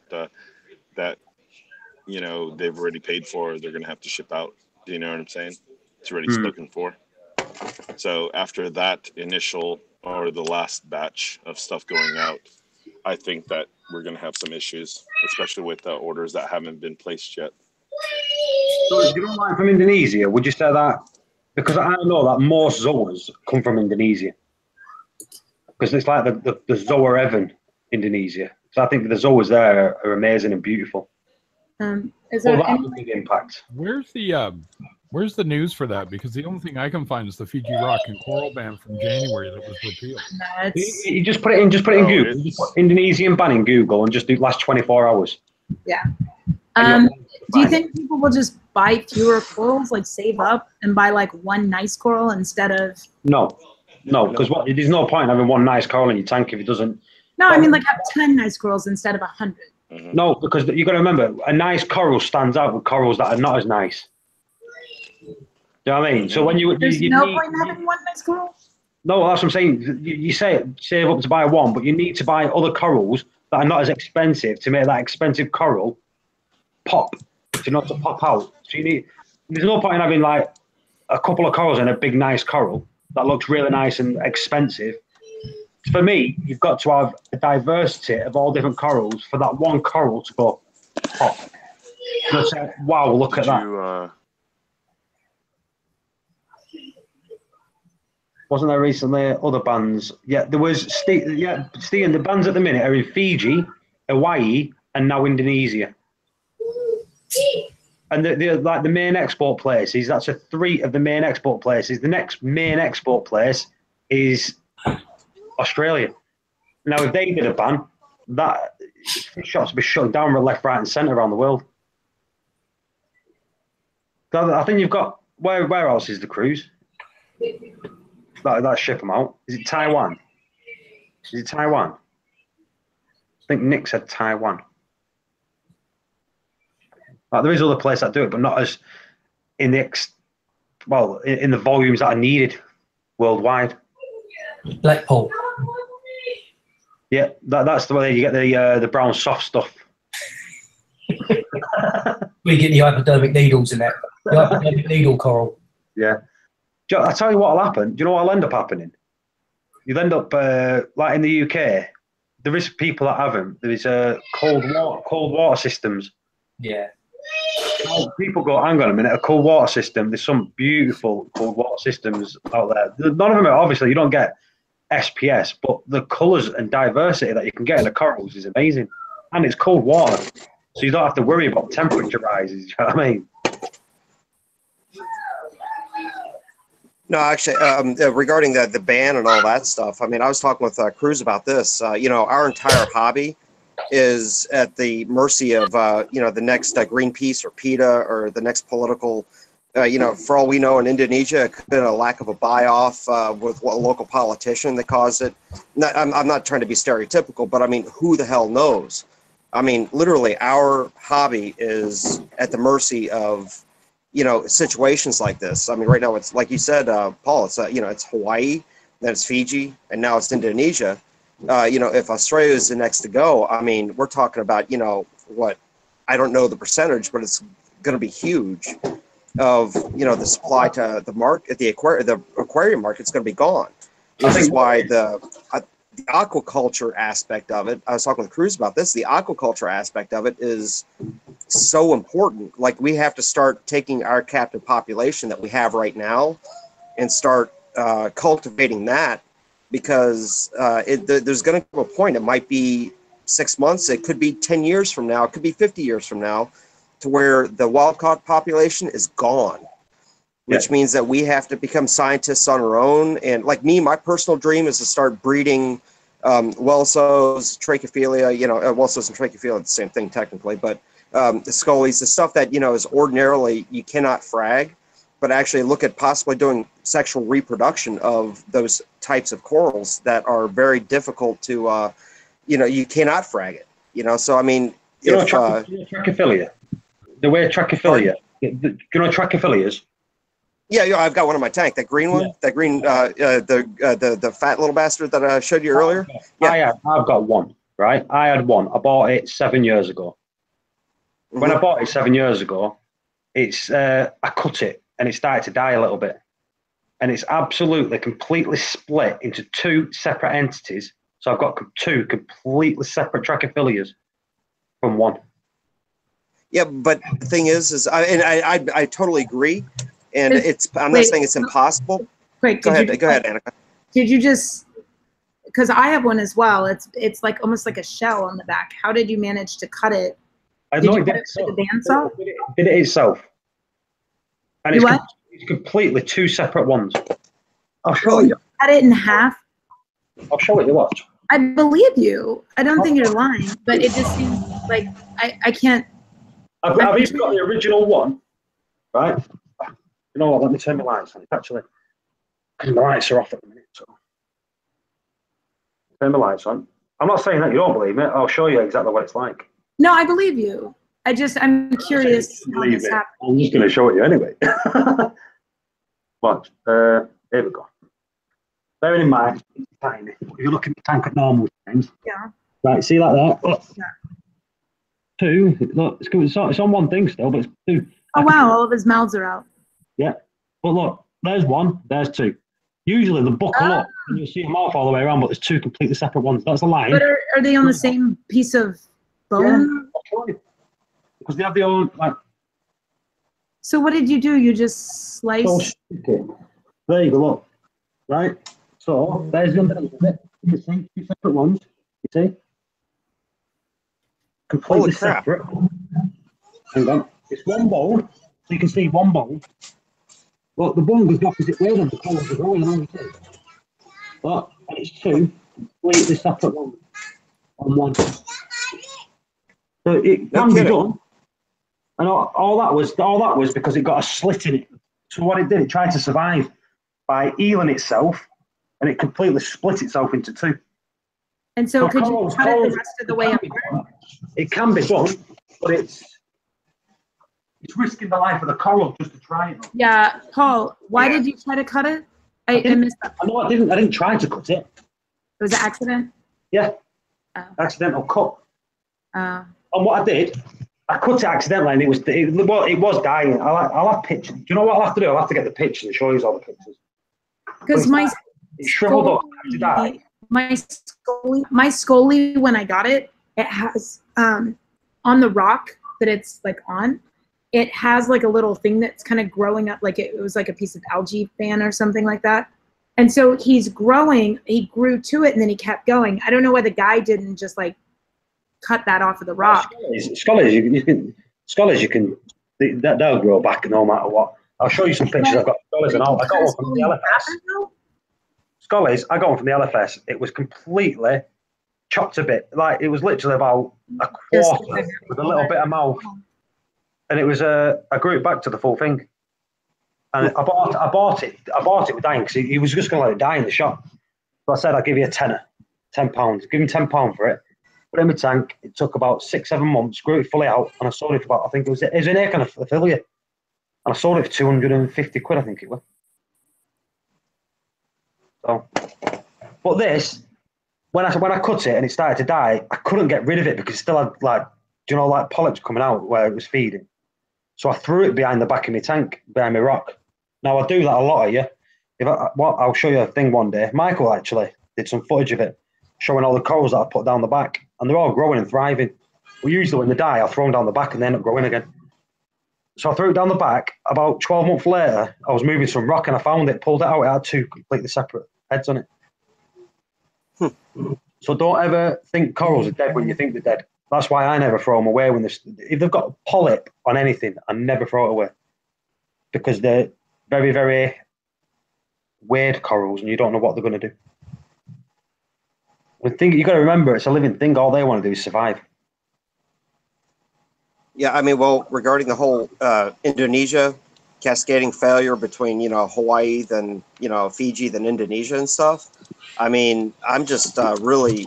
I mean, I'm really thinking that we as hobbyists need to, take it into our own hands to start propagating on our own because, I mean, we're at the mercy of the governments, that are supplying us right now. And, it could be one UN treaty away. I'm not trying to sound conspiratorial, but I mean, let's face it, I mean, look at what's been happening. Well, I agree.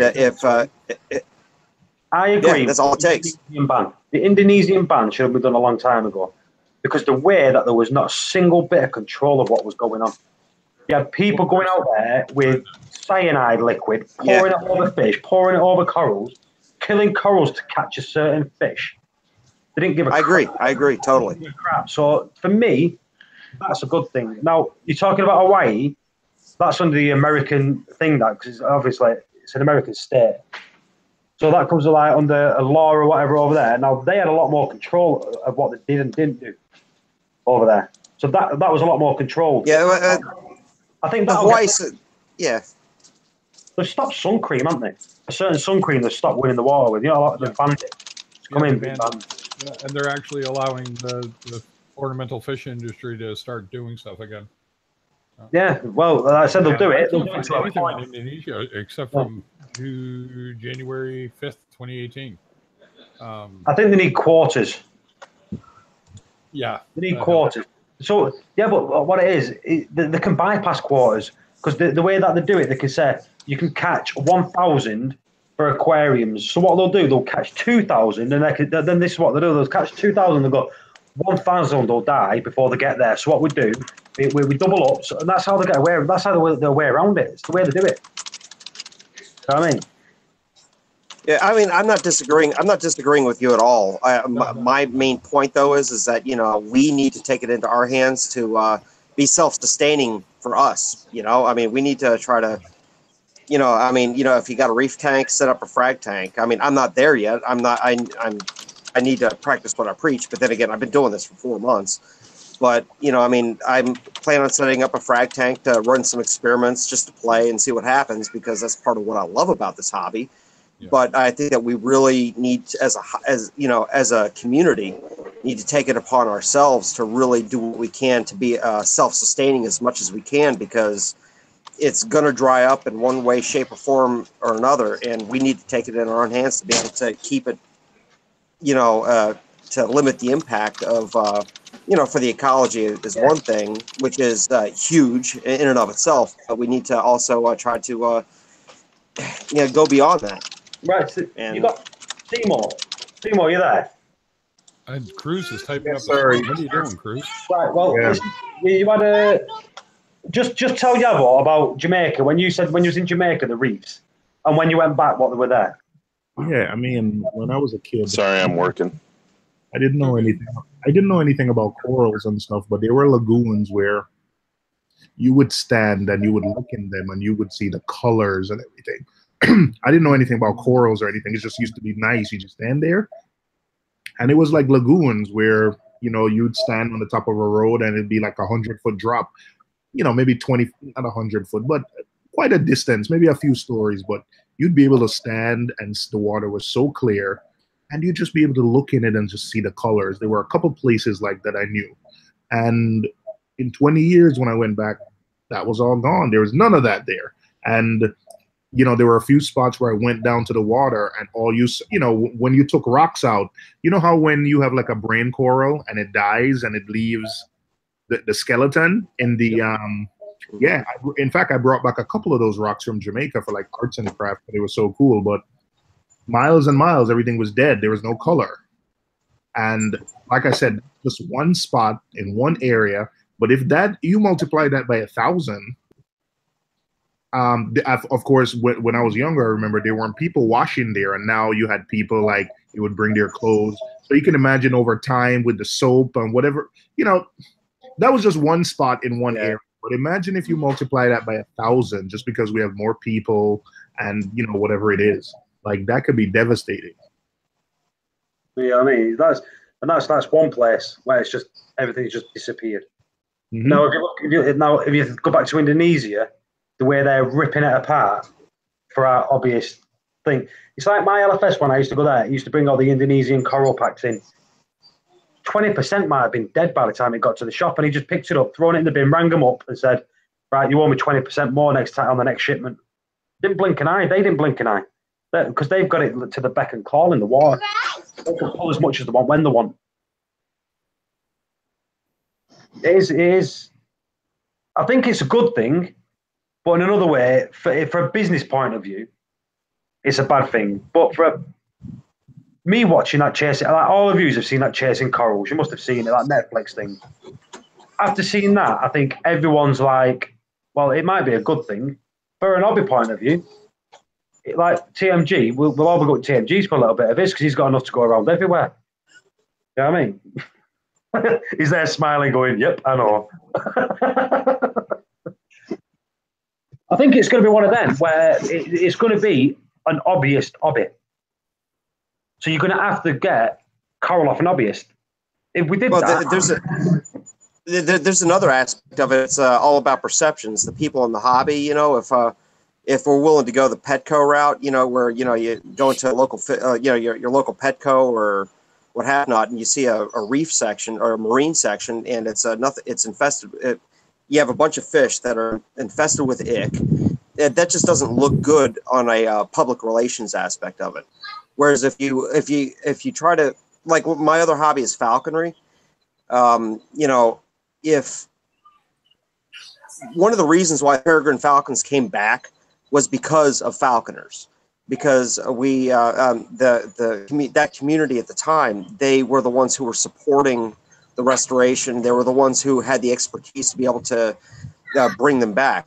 If we were actually able to start, utilizing our, pseudo-scientific expertise in this area to help restore the reefs, to get and just on a PR, a selfish PR aspect, then maybe, a lot of the bad, with the video that you were referencing, maybe the bad aspects of it, we would not be looked at as yet another detriment to the reefs, but rather we're actually using our love of the reefs to actually learn more and to try to help restore the reefs. And that's just the PR aspect of it. But then there's also the aspect of it that we don't want the reefs to die in the first place, because we're in this for a reason. And I don't want to see the reefs die. I live 1,000 miles away from them. But that being said, though, I want to see them live. And, and if we can do our part to help restore them, by, sharing the knowledge that we have gained, who knows? I mean, I'm just spitballing here, just throwing it out there. But I mean, we have to do our part, not just so that our hobby lives, but, for the bigger picture as well. Yeah. But if you extrapolate that off to the PR aspect of it, I mean, if we don't want the news media coming to us saying, "Why are you guys killing coral reefs?" Because that's going to be the surest way that our supply is going to die. Well, they've been doing that anyway since '98. That article in Audubon magazine rating the reef. Yeah, I know. Yeah, I know. Right, like they don't understand the hobby, so it's the PETA principle, right? It's you're doing it. It doesn't matter. You're just doing it. So. Well, I'll tell you right now, the peregrine falcon would not be around right now if it was not for falconers. You know, people who take birds, train them to go hunt. Pardon? They brought back the passenger pigeon that way too, didn't they? No, passenger pigeon's still dead. It's still extinct, but it's the peregrine falcon, the Andean the California condor. You know, there are numerous in the birds of prey aspect. I mean, there's just they would not have had the success that they did if it was just mandated by some bureaucrat. It was because of people who have a passion for the area. It was conservationists. There's a difference between preservationists and conservationists. Conservationists want to be able to utilize the resource. That's what gives them the passion and the motivation to actually get out there and preserve it and to keep it to where it exists. And now you've got peregrine falcons. They're nesting in downtown Cincinnati in somebody's flower pot, literally. That's not a joke. I'm not being facetious when I say that. There are literally peregrine falcons nesting in an apartment building in somebody's flower pot, and they have a little webcam set up. They're getting ready to set up a webcam for it. But that would not have happened if it were not for the people who were involved in the sport of falconry. A sport helped preserve a species, and I don't see why we cannot do the same thing on our end. If we leave it to Petco, it ain't going to happen. See, my LFS, my LFS is shut down now. Not because it wasn't. It was actually voted the best LFS in the UK, but it shut down for the. It never shut down because it wasn't making money. It shut down because it thought the fish. What was it? The playground was better and made more money, which it did. But, they used to. If me being an hobbyist, I could walk in with a frag and say, "I'll swap this for that one," and pay say $5 towards it. And they'd do that constantly. So there was always full of fresh corals, not from Indonesia, like Australia, from other hobbyists. They'd bring some in and it'd swap. They're still making a few quid. And that coral that you brought in, they'll sell for double what they sold it for anyway. They got it for. They was one step forward doing that, but some won't do that. Some won't do it. Simon, was it you that said your LFS don't take corals in?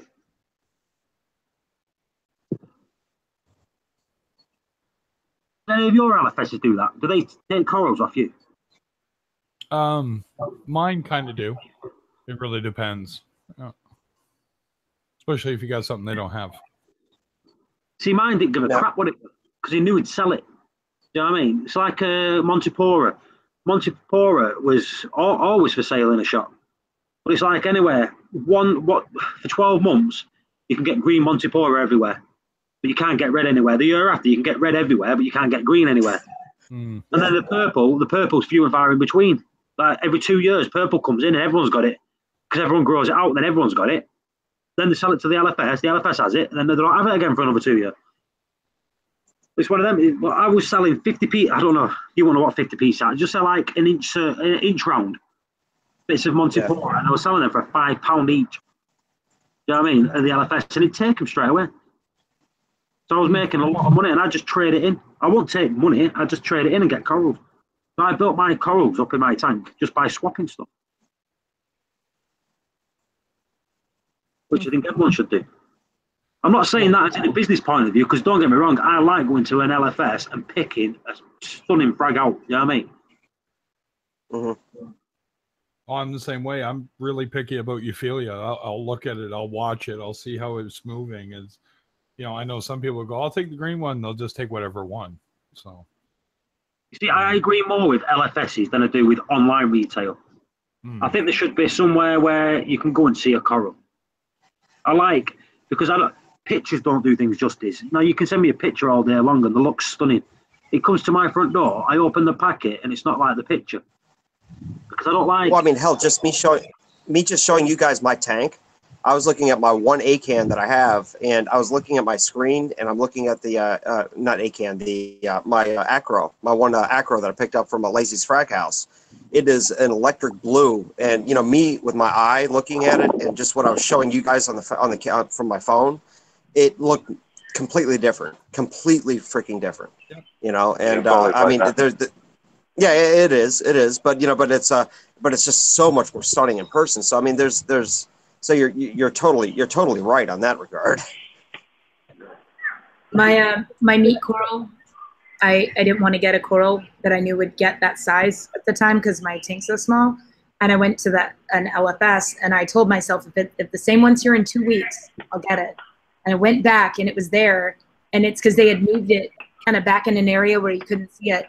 And it was so pretty to me that I couldn't stop staring at it. Every time I'd go and look at other corals, I kept coming back to it. And so I finally bought it. Let me show you this, right? Let me share my screen here. Right? Every time someone shows their tank on the camera, that's what we see. That's what we're seeing. There it is. Yeah. So that's what we see. Yeah. But when you get your proper camera on it and just take a normal picture, this is what we see. But how do I go back? Back. See, that's what we see. And that's what you want to see. That's a proper picture. That's no filters or anything. That's just a proper picture taken with the proper camera. That's what you want to see in a tank. Do you know what I mean? That's the pictures I want to see. I don't want to see these dots. I could change the filter of that and then put it on, and everyone will go, "Wow, that's the true color." I call it my tank. Sucked in by those jawbreakers. Yeah. Right? Yeah. Yeah. Well, that's a picture. What do we do in the long run? What do we do in the long run for the regarding Indonesia and all those situations that are developed? Because Hawaii, that was a PETA activist situation. That wasn't, you know, a Division of Wildlife, seeing a need and then taking care of it. That's not what it was. It was totally an activist situation in Hawaii. But if that continues, if that trend continues, what do we do on our end to one, combat the public relations aspect of it, and then beyond that, what do we do to actually help? In Hawaii, what it was in Hawaii, they eat. You got to remember, right? We see them as aquarium pets. In Hawaii, they see them as food. So we was taking their food source away. When they're getting like scooped up in nets and all that, it was their food because they eat them. They eat tangs over there, don't they? Yeah. So that's what I'm saying. So we're going out scooping them up for all the Aquarius things. Their food stock was going down. So over there, they're saying, "Well, hang on a minute, our food." It scares me if someone like Greenpeace or PETA get involved, because like PETA has been caught killing dogs, rounding up dogs like in Los Angeles and killing them, and then like what Greenpeace did to the Nazca lines over in Peru. Do you guys remember 1,500-year-old lines etched? They went out there and spray painted and irreparably damaged ancient lands just so they could pull a Save the Planet stunt. They went out there and like spray painted and stepped all over these lines that have been there that were untouched by humans. They actually caught those guys. What? They caught them. But regardless of whether they caught them or not, they're just like, they go out there and they try to prove a point and then they destroy what they claim they're trying to preserve. So if they get involved, they're going to destroy the coral reef just so that we can't enjoy them. So they can say, "See, I told you." And that's my that's my point. Is that for some weird reason, they in the public mindset they have the moral high ground, which is ironic to me personally, but that's not necessarily how the rest of the world sees it. Because and Lord help us if everybody else is like me, not a good thing.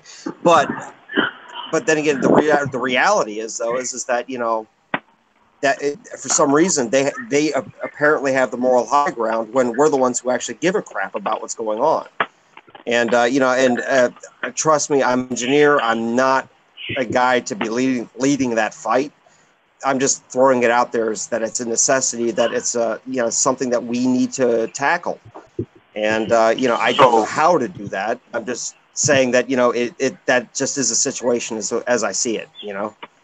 So let me go ahead. Let me get this straight.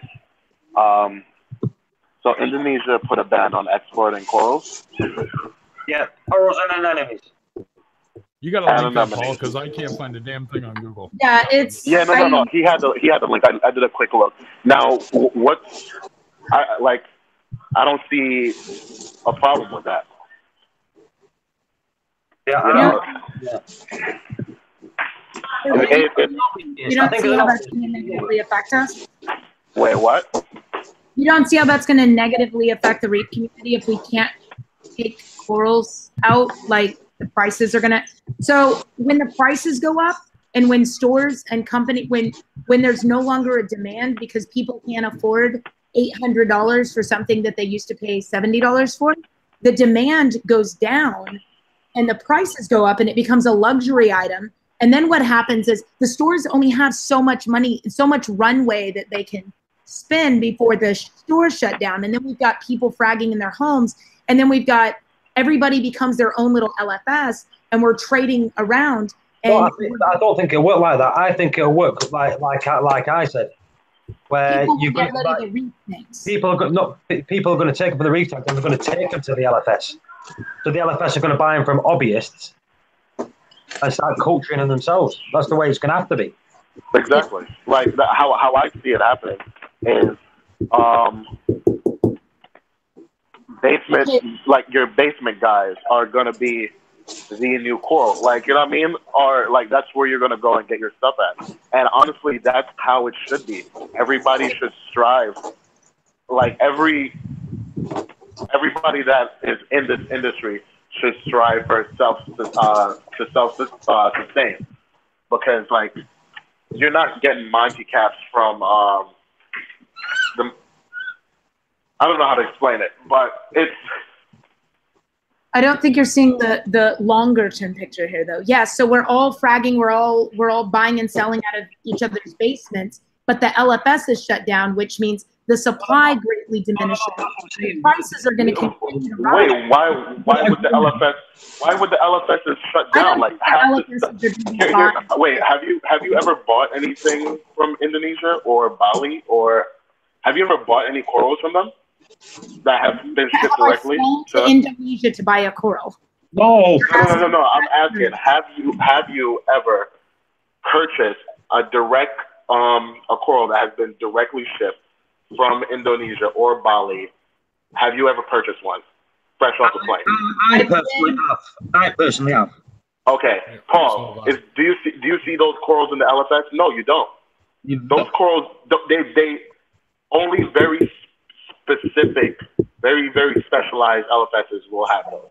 Majority of the LFS, you're getting your GSP, your hammers, your what's it called, and your zoas, and a few mushrooms here and there. You're not getting these kind of things. It's not as like our as open as you're making it seem.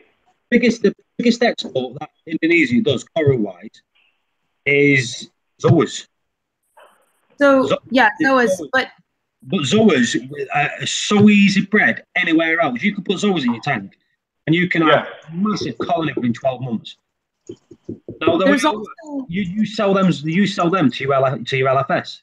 That's how it works. Instead of selling them to reefers, you sell them to your LFS. But people are getting your corals from you, but via the LFS. But why wouldn't we just go trade them in our local Facebook groups in our neighborhoods instead of giving the LFS a cut? Why not just buy them off of the guy up the street? Why? Because I don't want people coming straight to my house for stuff. Okay. Well, we have frag swaps where we can go to a neutral location and everybody buys and sells.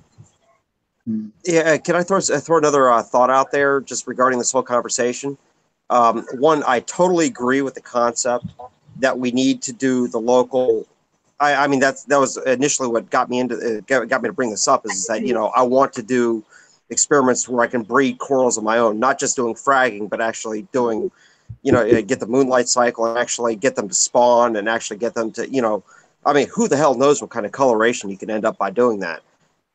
So, I mean, yeah, I totally agree with that. But the other aspect of it, though, is that if you take the commercial aspect of, people actually going out into the reefs and actually getting samples that we purchase, part of what happened in Fiji was that interest from the aquarium community actually drove an interest in the local population to preserve the reef tanks. And believe it or not, that commercial interest actually helped spur a local, independent of the conservation ecology mindset. It spurred a local interest in the population to keep the reefs alive rather than killing them, because they saw an actual benefit in them. And if you go ahead and you remove that aspect of the hobby or the commercial interest from the reef tanks, then the local interest in preserving the reef tanks will die. And the ones who have the most impact on the local reefs are the people who live there. And if you remove this, if you just say, hey, no more taking from the reefs, then the local villagers, they're going to be out there washing their clothes right in the reefs or in the streams that feed to the reefs, and then if they had an interest in those reefs, then they wouldn't do that. So it's just a thought, throwing it out there, but it's families that are fed too. Yeah, there's that. Yeah. There's that minor aspect of it. I don't know a single. No, that's valid. That I've had coral spawn. What was that? I've never known an object that coral spawn. Never. No, I was saying that's very valid. Oh, okay, yeah. I mean, regarding coral spawning, I just watched a video. This one PhD she was trying to develop strains of corals, and I remember seeing this one video. I think it was a BBC documentary. It was a snippet of a BBC documentary I watched. With heat resistant zooxanthellae. Yeah, it was something like that, and the thing is that you can do that with clams. There's no reason why you cannot do that with acros, or in my personal interest are LPS. I like the scullies, the trachees, the meat corals, not to bring up a sore subject, Paul, but I'm interested in it because of the weird scientific aspect of, okay, you do a frag, yeah, you're getting a clone, but what if you start getting different genetics from different strains? Oh yeah. I mean, we might end up with some weird ass rainbow electric blue candy stripe chameleon, God smacker, jawbreaker, whatever you want to name it. That's why we need to focus on what we have. Yeah, exactly. And I totally support that aspect of it, but we have to be able to, on the PR side, keep the interest in the commercial aspect of utilizing, the local resources to get wild-caught samples, because if you remove that, then the corals are going to die, which sounds really counterintuitive, but it's true.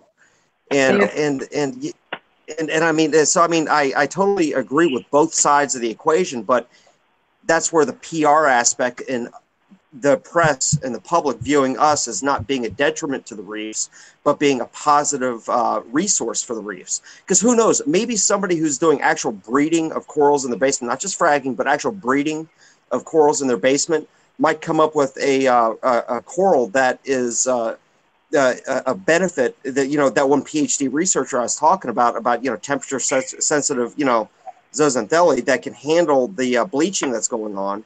It might actually end up somebody in Nebraska might figure out how to save a reef in Fiji, and we need to make that known. We need to do that, because honestly, that's part of what we're trying to do. We might not be consciously thinking about it, but it's there. And if the public does not realize that, then we as a hobby on a selfish aspect are screwed, and the big picture is even worse, Yeah.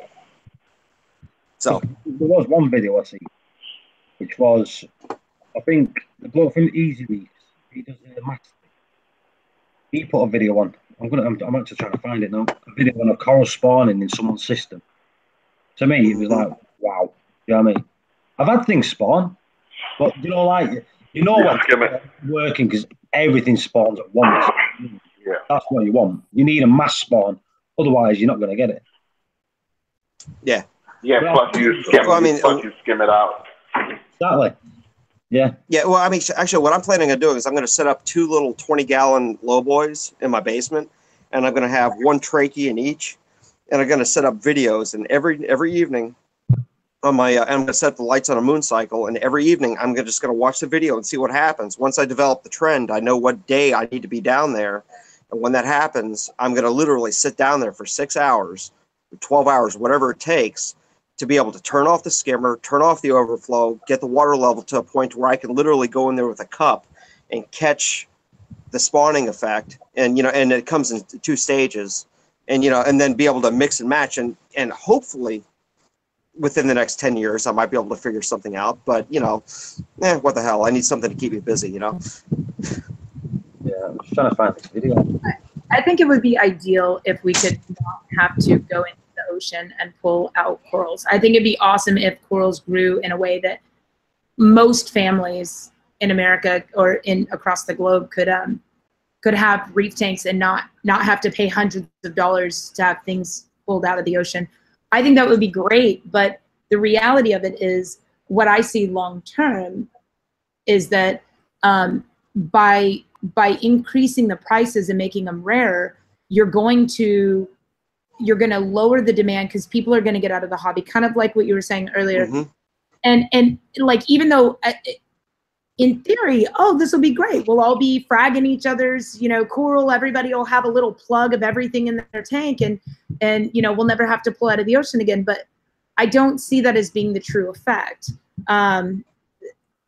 That it's probably going to lower the demand, which means companies that rely on us, companies that sell pumps, companies that sell, skimmers, companies that sell lights, all these companies now are only selling to, say, 1/3 as many customers.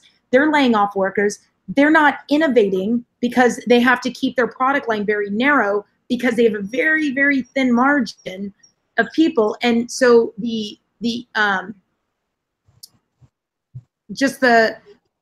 I guess it's more the economy of scale, I guess, is where I'm going with this. Yeah. It's going to cost. I think, yeah. I think there are different aspects. So you've got the local fragging aspect of it, which is great, which is something I want to get into. I want to expand on that. I love that. You've got the other aspect of the people in Fiji and there's that industry is supporting families, and it's actually preserving the local reefs. And then you've got the commercial aspect insofar as, the people who are supplying the components. So all these different aspects that we're talking about, the simple answer is yes. We need to do all the above. It's not like left or right, which way do we go, left or right? Yes. No, it's not like that. We need to do everything, and we need to keep doing everything. But I think the one aspect that is lacking is the public relations aspect, because right now the public, I guarantee you, they only look at as us being users or leeches on the reefs, rather than people who are actually supporting keeping the reefs alive. And the analogy I use is my other hobby of falconry, where how falconers actually literally kept the peregrine falcon from going extinct. Hang on one second, I get kids screaming back. Yeah, if people look at my screen now, there's a reef tank. There's a reef tank spawning. Oh, yeah, I see that. Yeah. Wait, what is that spawning? That's someone's reef tank spawning. Yeah. Oh. From the moonlight cycle? Daniello Reef spawned in the SPS cores and the Reef Aquarium. Easy Reefs is using Easy Booster. That's what I'm using at the minute. Do you know plankton? Because they need plankton and that, so the corals can survive when they attack them. There you go. Yeah, I'm just throwing that out there. I would love to be able to figure out in my basement, and then a year from now, just come out and say, hey guys, by the way, I'm able to do this, and start selling and stuff. But that's not why I'm in this hobby. I want people. This is a community. Let's figure it out together, because I guarantee you one thing: I'll figure it out a hell of a lot quicker if I jabber with you guys a couple times a week about it and tell you where my progress is, which is none right now. But if some rando dude might pop in saying, hey, I'm doing an internship out in Fiji right now, and this is what I figured out. And then the next thing you know, we got to figure it out as a community. I might have the short-term benefit of being the first to the industry, but then again, I might be able to help somebody else be the first person to the industry, and that's not my point. It's the point for us as a community, which is why I'm here. I want want to be able to figure this stuff out, and I think it'd be one hell of a cool experiment to try to work on. But but then again, if you get beyond the cool aspect of it, just the long-term benefit for everybody involved, and the reefs themselves, I think is be totally awesome. If you can be a guy in Nebraska, which I'm not, but a guy in Ohio, and goes to the University of Fiji or wherever, and you say, hey, by the way, we have a way to help you figure out how to keep your local reefs alive, And I got a jet. My boy just whacked my 18-month-old in the face with a lightsaber. Oh wow! Congratulations. Yeah. Not good. But dang, I wanted to say something before he went. But basically, we're all under the impression that people in the hobby actually care about the reef. You think, what it is, what it is with me is I know it sounds stupid, but out of sight, out of mind, I really couldn't have given a shit. Do you know what I mean? My tank looked nice and I was getting the stuff. That's the truth. Yeah. Until I watched that corals. Exactly. Before I brought my reef tank home, I was already researching like all of the ecology and all of the social aspects and political aspects of the reefs. And I have discussed this at length outside of the live streams with people one-on-one. But I do understand that a lot of people on YouTube really care more about like, hey, look at my reef tank. Yeah. But that's why I don't have this conversation with people. Yeah, but the reason we say look at my reef tank because it's aerobic. Yeah. If I didn't come in here and say, oh, look at my reef tank, I think I won't be on YouTube. I won't be doing live streams. Obviously, I want people to know that I've got a nice reef tank. Yeah. I want people to know. Like, to me, it looks rubbish. I look at TMGs. I'm not blowing smoke up your ass here, TMG, by the way. But I love your tank. It's beautiful. You know what I mean? When people have goals, my goal is to have like SPS like he's got. Do you know what I mean? It's gorgeous. My daughter's here laughing inside. That means a lot. That means a lot. I mean, I think that what you're saying though is just, I mean, 2 years ago when I first started looking into this hobby, I couldn't give one way or the other about reef tanks and intellectually, or the reefs in general, I should say. I mean, I intellectually knew about them, but when I actually emotionally started really understanding what it was, to where actually I want to go and do some dives with a cousin of mine, I mean, I would love to be able to do that, the diving aspect of it, but there are other reasons that are preventing me. But right now, though, my concern for the reefs and in general is obviously tied to this hobby, but the hobby would have never even got me interested in it in the first place. I would have never been interested in the first place if it was not for the hobby, My concern came after I got into the hobby, and it wasn't because of my concern for the reef tanks that I got into the hobby. And that's one of the aspects of this hobby that can actually, I mean, I'm looking at it from the aspect of, basic human nature here, I mean, our concern for the hobby. Because mine was, go ahead. That might be a gender thing, because all the guys who are saying the hobby is what made them care about the coral reefs. My love of the ocean, and I've always described the ocean as being like another planet, because we've discovered very little of it. And I'm subscribed to the Nova channel on YouTube, where they have PhD students that go down and who know everything, and they're looking at things that no human eye has ever seen before. And they're like, they don't even have a name for this creature because it's never been seen. And they're taking video, and they turn on a light and a camera, high def camera, and they're watching it move, and they have no idea what's about to happen. They're just trying to base it on like an animal. So my love of the coral reefs and my love of nature and science and chemistry and all that is what brought me to the hobby, versus the hobby is what made me interested in all that. And I hear a lot of people say that the hobby is what made them interested in chemistry. I'm the opposite. Chemistry is what made me interested in the hobby. No, I mean, Annika, I don't think that's a gender difference. I think that's just because you're weird, Because I'm what? Because you're weird, Yeah. Like most people in this hobby, I think. Yeah, I mean, but I'm similar to. For me, I was always into biology. You know what I mean? I wanted to be a marine biologist growing up, and anything that was cold blooded, I was always into, from reptiles to fishes. Anything that really needed my divine attention to stay alive, I wanted it.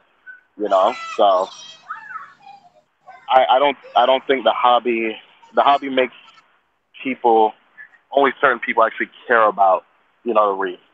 At the end of the day, I think most people, it's a competition. You know, and, hey, honestly, there's nothing wrong. There's nothing wrong with it. I mean, just because you're in the hobby and you don't care, you don't give two shits about the reef. I mean, honestly, there's nothing wrong with that. You know what I mean? There's nothing wrong with that. You know, you don't have to care about the reef to be good at the hobby, or be really, really into it. So. Well, I mean, the thing is, this is one of the things I do love about this hobby is you got some totally rando dudes and chicks talking to each other from literally all over the world right now. I mean, what else do we have in common? And we're sitting here, and we have a common concern, and we're sitting here talking, and nothing else matters right now, which is honestly one of the things I love about this channel and this hobby in general is that I mean, I got to admit, hey, Paul, this is cool. Thanks for putting this on. It's a good party. Oh yeah, good. The thing is, I like all this. You know what I mean? I like it when we start talking about something and people get like deep into it, and I like other people's thoughts on it. Yeah, I love the fact that we can still talk about fish here. Yeah. Well, if you want a random train of thought, I'm your master. Go ahead, man. Yeah, but you know what my biggest concern is right now? What? Getting home and getting these fish acclimated in the tank before the wife gets off of work. Oh. Hey, Reef Jeeves, you know why I set up the 20-gallon first? Is because now she's hooked, and now now that I've got the 20-gallon set up in the little corner of the room, now she's hooked. She loves it. And we have two little baby tangs that are less than 2 inches each. And I'm like, hey, honey, they need a bigger tank. They need more wall space. And now I've got the 150 in the garage. And she's like, we need to start looking at where we can set up that tank so I can get her to grant me wall space, So I'm planning ahead. So this has helped my relationship, Oh, no. This are little things, looking at them, but she doesn't get all into it. She'll look at them. Oh, that's pretty. That's cool. Oh, let me feed my clownfish. Did you get a new fish? That's usually how the conversation goes. No. My wife has named the fish. Oh, she named her fish. She doesn't name you know what? If she's named a fish, if it dies, you got to bury it. You know that, don't you? Yeah, I know. Yeah, but see, the thing is, if she's named the fish, though, that means that she's willing to grant me the 6 feet of wall space to set up my 150. Well, that's good. If you name a fish, you've got to bury it. If you just call them fish, you can flush them. You know what I mean? When they die. I was going to recycle. I was going to recycle and let my Nasaria snails and the hermit crabs go at them, but hey. Depends how big they are. If it's a small one, yeah, I just leave it. If it's a big one, it's got to be. I say that in jest. I don't. I've had them before where I just let all the snails crack on with them and crabs. The thing is, if I've ever had one pop in my tank, I'll leave it. I'll let the snails eat it, the crabs eat it, and all that, and I just won't feed my fish for a couple of days. So I don't get a spike. Leave it. Well, it depends how big it is. If it's a big one, like if it's called Dave, you'll have to you've got to bury it. If it's called fish, you can flush it. Get that dog in the kitchen. Yeah, let me go on a total rando topic here real quick.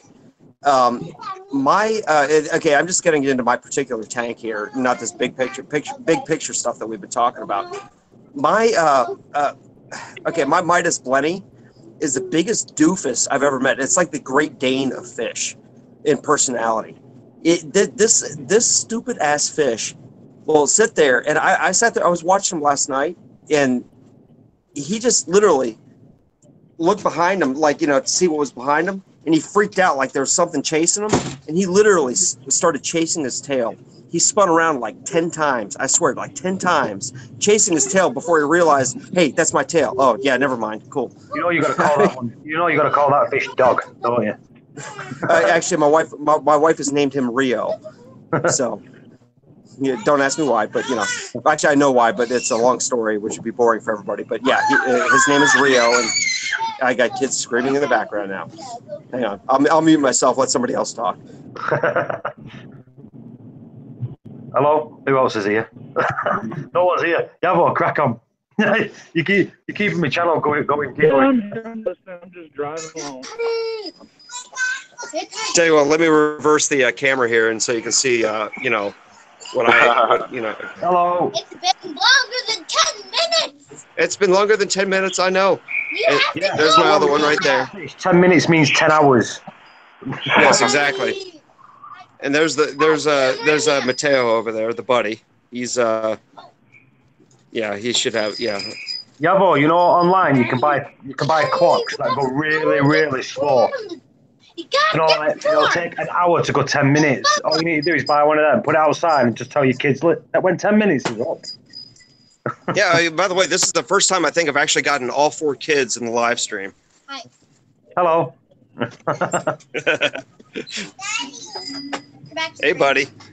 Yeah, so this is back when I was on Rico's channel. I was with Dave's Nanotanks, and Anita here and her big sister Maria. They're the ones who escaped my tank, and it ended up with plastic dinosaurs and everything. Yeah, kids, enjoy your toys while you can. Daddy's got a reef tank. You're not getting no more of them.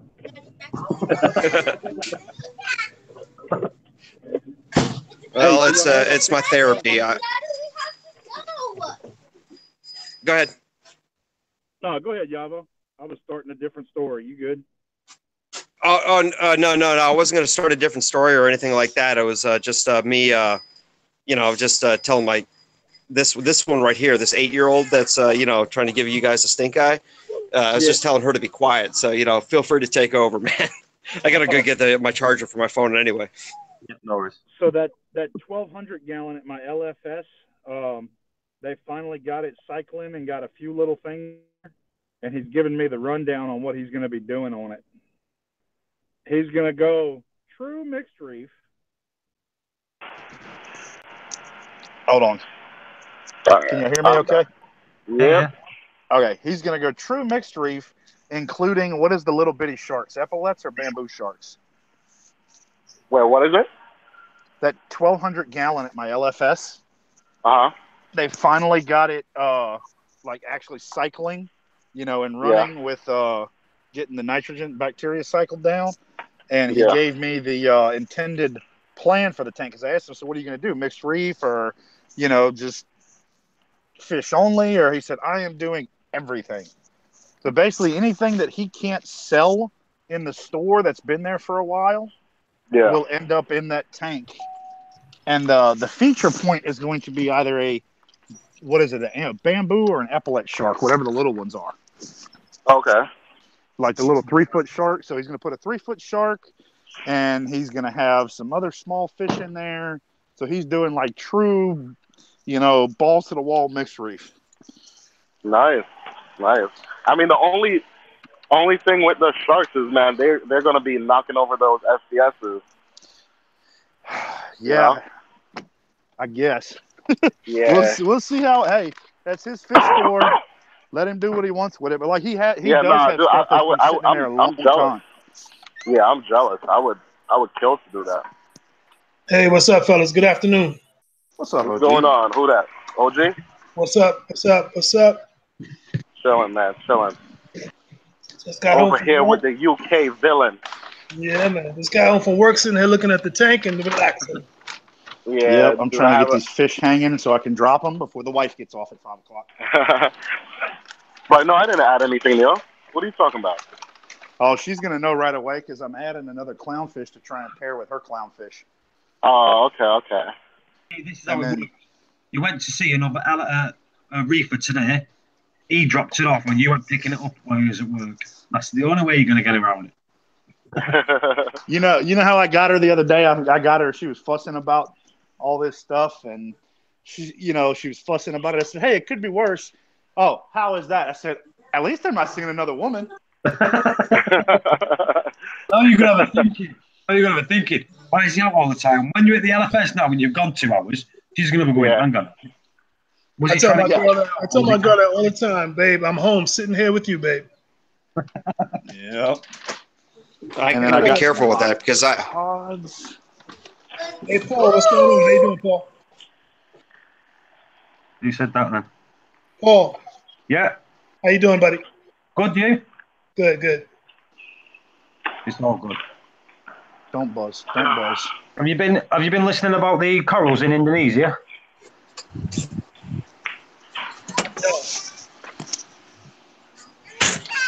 What happened to the corals in Indonesia? They've stopped them from coming in, from exporting. So you're not going to get corals from Indonesia, Hawaii, and Fiji now. Okay, interesting. You guys see the volcano in Hawaii going crazy? Yeah, No. I've seen it on the news. Yeah. It's coming Wait, up. there's a volcano going crazy in Hawaii right now? Yeah, it's coming up out of the ground in the streets and open fields. Oh, nice. That's why you don't Wait, the build on a volcano, volcanically the active volcano's erupting, or there's a no volcano being made? There's volcano ashes and lava coming up out the ground. Oh, near wow. homes and towns. Nice. It's all over CNN and all those Wow, stations. I thought that on. Greetings. They're a minefield. The kiss on the cheek doesn't know many kisses. Stop playing.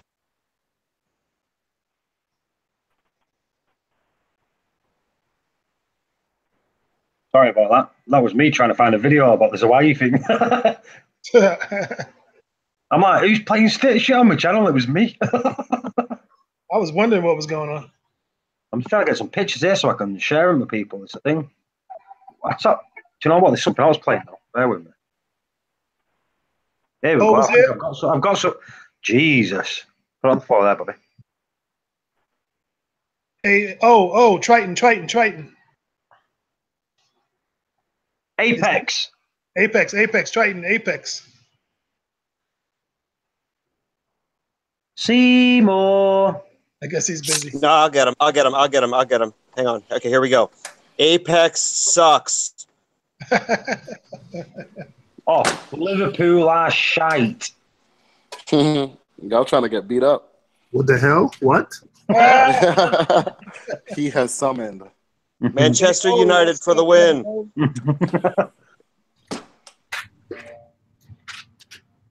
Oh, you still working? All right, buddy.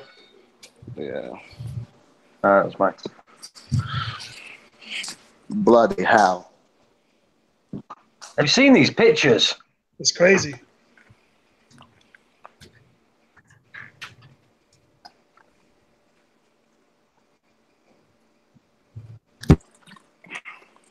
That's like a video feed, or you're able to post pictures? No, this is just Oh, you're sharing your that? screen. Okay. Hawaii iNews.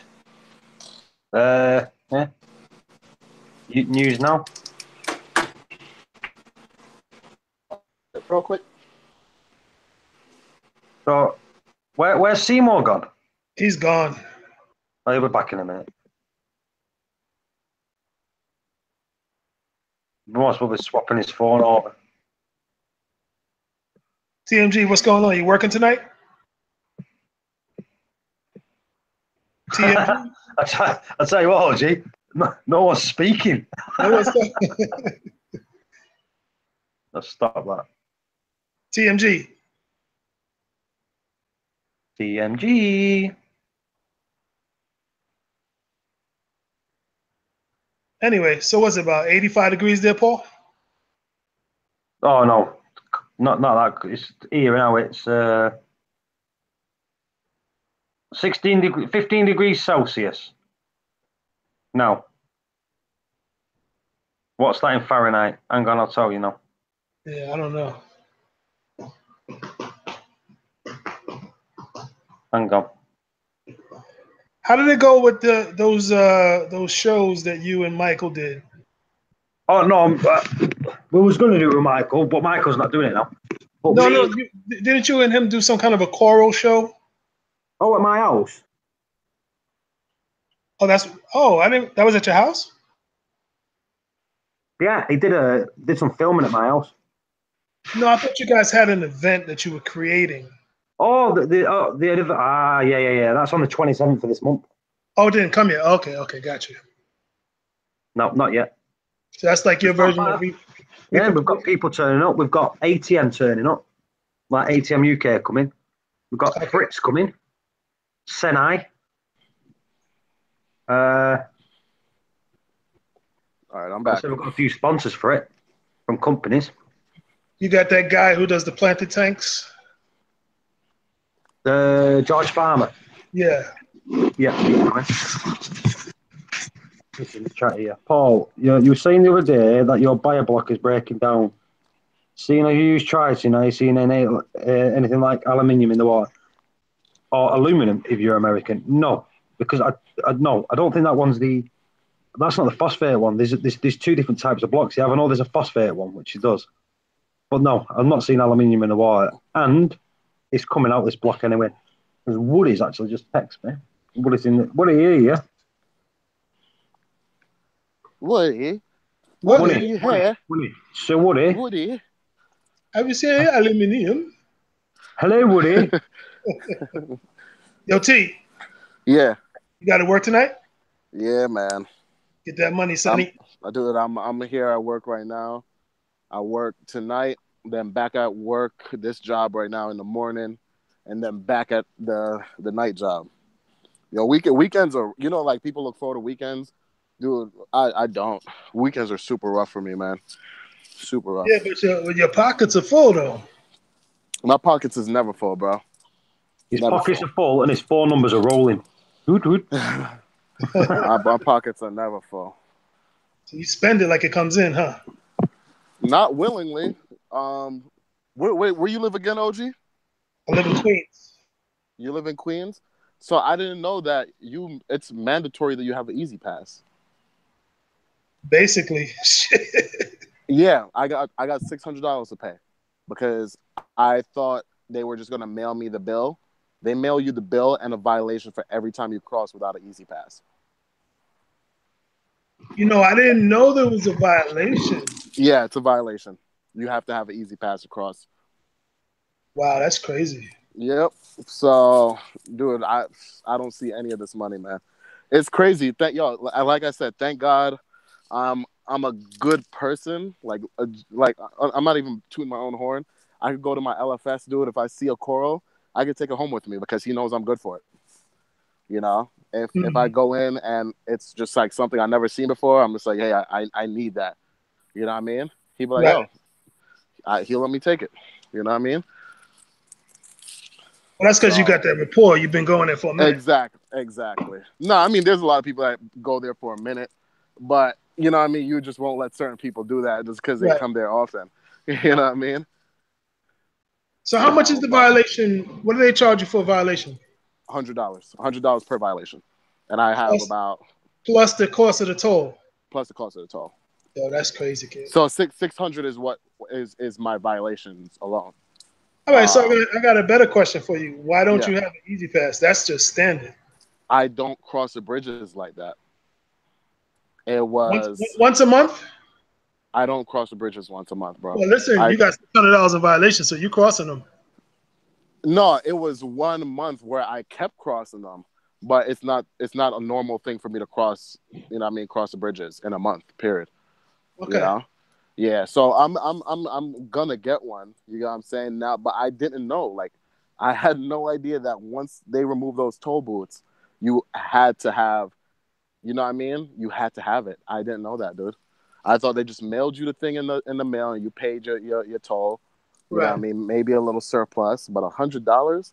Yeah, and that's very unfair because if anything, they should give you a warning and let you know not to do it again. Yeah, that's crazy. So it is what it is, man. It is what it is. Uncle Sam got to get theirs. Yo, Uncle Sam got to get theirs, man. Uncle Sam got to get theirs. I'm out here slaving, man. Slaving. I told you, man. Like, yo, man, by the end of the year, man, I got to make 100,000. Got to make 100,000. I ain't working for nobody no more, man. I hate working for people. Hate it. Would you would you open your own fish store if you had the money? Hell no. Hell no. I don't like fishes like that. Okay. I can't even do my own water change. Like, listen. I don't even look at my fish tank. Y'all think I'm joking when, like, man, autopilot. Right now, my skimmer ain't even skimming because the neck is so dirty. I don't care. I don't care. Well, everything is surviving? Everything is good, man, because I don't really need a skimmer, so I don't stress it. I just have it running because it, for the aeration, right? The pH. Yeah. How many fish you got? Like 11. You got a 120 or a 100? I got a 40. Good tank. I feed it 4 times a day, sometimes 5. You got a 40. Oh wow. Yeah, I got 2 tanks, 2 clowns. Hold on, 2 tanks, 2 clowns, 2 yellow damsels, firefish, a melanaris wrasse, melanaris wrasse, checkerboard wrasse. Who else? And a flasher wrasse. So I got 10. So I got 10 fish in a 40. Yo, I violated so many rules. It's retarded. Yeah, but the thing is, do you give a shit? I don't. Everybody has their own hiding place. You know what I mean? Nobody fights. Everybody gets fed. Everybody eats good. That's that. What more? Hey, you guys want to hear? Man? Yeah, I know this isn't a competition, but you want to hear something really stupid? Okay, when I tell you what I've got, this is the game here. You tell me what my tank size is when I'm done telling you how many fish I got in my tank. Okay. All right. Let's go. Okay. I've got a purple tang, a blue hippo tang, a Midas blenny, 2 clownfish, a purple firefish, a McCosker's flasher wrasse. Let's see, a cleaner wrasse, 2 fire shrimp, 1 cleaner shrimp, an emerald crab, and a boatload of hermit crabs and snails. You got 20 gallons. Alone, it should be at least 120 gallons. No, it's good. Dude. Yeah, I know how big your tank is. Yeah. What do you have? A 20 gallon? You got a Pico. 20 gallon. Yeah. That's crazy, bro.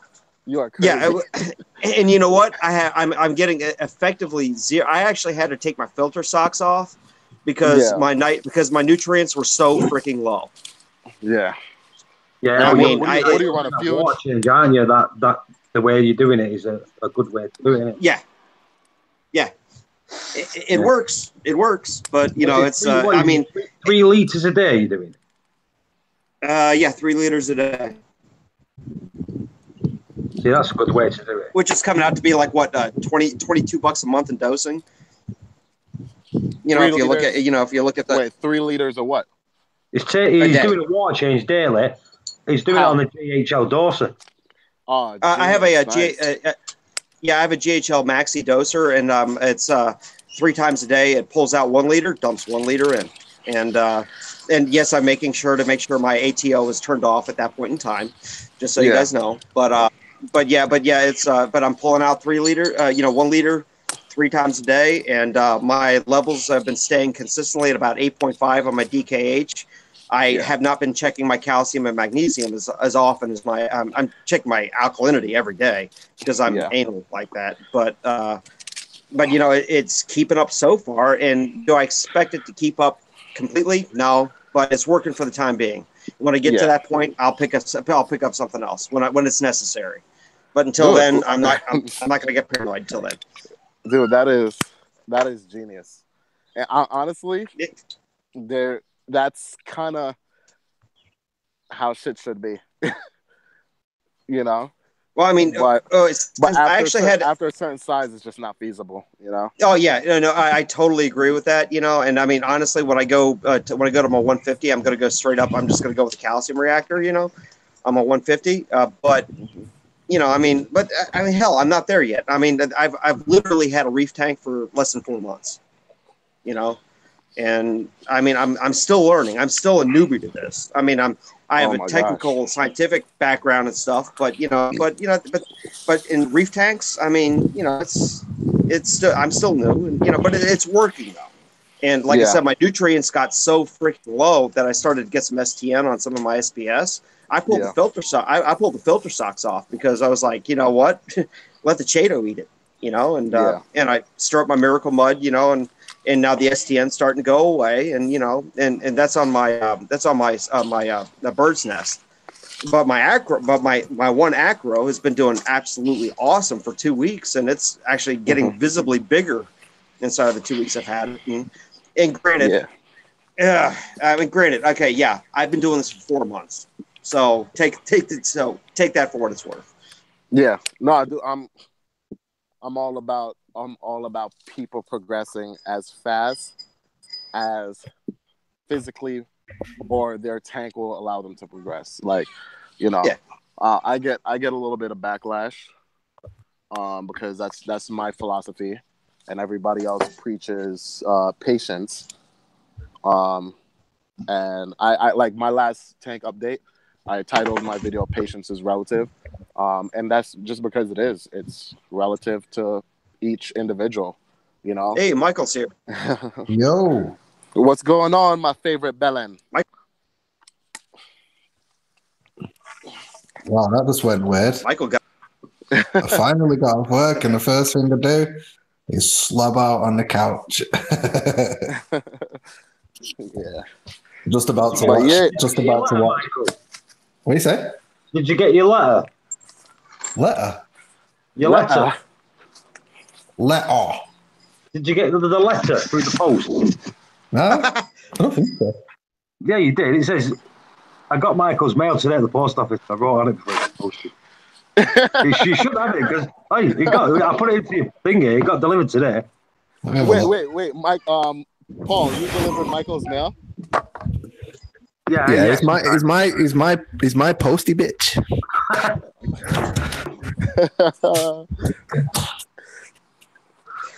Now you got to be careful what you That's order, funny. Aaron. I mean, Michael. Oh yeah. Hey, Michael. I'm Michael's postman, and sometimes I get these things that says men's dildos. I don't know what they are, but I don't know what that means. I was going to say, I'm waiting for Paul to swap his real package with dildos or something like that. TMG, you see that? Oh. Wait, and I can't see right now. It says yeah. Oh man. See, these are the things that I've got to put up with these so-called professionals. You know what I mean? Yeah. Hey, Michael, you're crashed out on the couch. First thing getting home, but the couch is facing your couch is facing the tank, right? No, the tank's not even in this room. The tank's come on. Nah, the tank's in my room. This is a living space. I'm not allowed to put a tank in here. If I put a tank in here, I may as well go live with Paul. I've got a full room to myself, so obviously I can't spread tanks all over the place. So all the unless your tanks in kids that room. want one. Oh, you got to convince the kids that won't even fly either because my little girl wants one. But if she wants one, it's got to go in my room. Okay. But yeah, so this is a living space. This is where we just chill. No fish tanks, no splashing noises, no pumps going. No woo, TV. Woo. Wait, yeah, I got TV. No TV. Oh. The TV has actually been a big restriction for me, insofar as me being able to get on live streams to be able to share my tank. Aquarium. Yeah, wait, I see that. How so? Just in case I forget, How is the TV? How's the TV a restriction? Oh, because I'm trying to get on a live stream, and I've got Pocoyo or Peppa Pig or dinosaur Oh my! trucks playing in the background, and and I'm trying to say, yeah, look at my Wessophilia and see my acans over here, and the next thing you know, you got my 3-year-old in the background screaming, "Dino trucks!" No. To be fair, Oh my Dino God. Trucks is mint. Nah, I'm admit, all about they're very the rest. clever No, I'm all to about the turn rescue a dogs. dinosaur into a truck. The way that they word it. Dude, I swear, when my boy, he was into monster trucks. He was into anything that has wheels. Tractors and lawnmowers and whatever. My gosh. He loves dinosaurs and all that. And then we were scanning through the channels, and then there was a dinosaur trucks show. I swear I've never seen a more happy look on a person's face in my life. What's it called? That was like pure bliss. Yo, Yavo, does your son know what an excavator is? Yes, he does. Why do they know that? My nephew came up to me. He was just like, "Uncle, this is an excavator." I'm like, "Dude, you're 3." Like, yeah, why do you, like when I was little, it was a truck. Like they were all trucks and tractors. That's it. You know what I mean? Like, no, it's crazy. The thing is my boy. Okay, my family. My wife is from South America, so we speak Spanish and English here in the house. So I speak a very, very weird language around my kids and stuff. So trying to interpolate what my son says to me sometimes, it takes some skill, put it that way. But he knows exactly the difference between an excavator, a bulldozer, a bobcat, bobcat skid steer, a dump truck, and a truck, a lawnmower. He has his own word for every single freaking one of them. And dirt bike. When he tried to say dirt bike to me the first time, I was like, "What did you just say?" That didn't say what? And then I was like, "Oh, wait, okay, you're trying to say." What does he call a dirt bike? Well, I'm not going to repeat it on live stream. What it sounded like initially. Oh, okay. It was that bad. Yeah, it came across like, "What did you just say, buddy? Come on, so what are you trying to say here?" Yeah. So I know you don't mean that, but but it was just funny, But he is. Kids, I love kids. They are an absolute trip. They drive me crazy, but it's the hardest and best thing of my life. Yeah. Yeah, I can't wait till my pull-out game messes up. Yeah. Very tactfully put. Yeah, I don't think I'll ever try to make one on purpose. Well, I mean, I honestly, I met my wife. It's, she's my other half. We're very, very different people, but we complement each other very well. Believe it or not, I'm the type of guy who goes out and I'm the impulse buyer in the family. If I go shopping, that's it. I told my wife one time, I'm like, "Hey, babe, I'm gonna go out and I'm gonna look at this Harley." And she's like, "Okay, have a good time."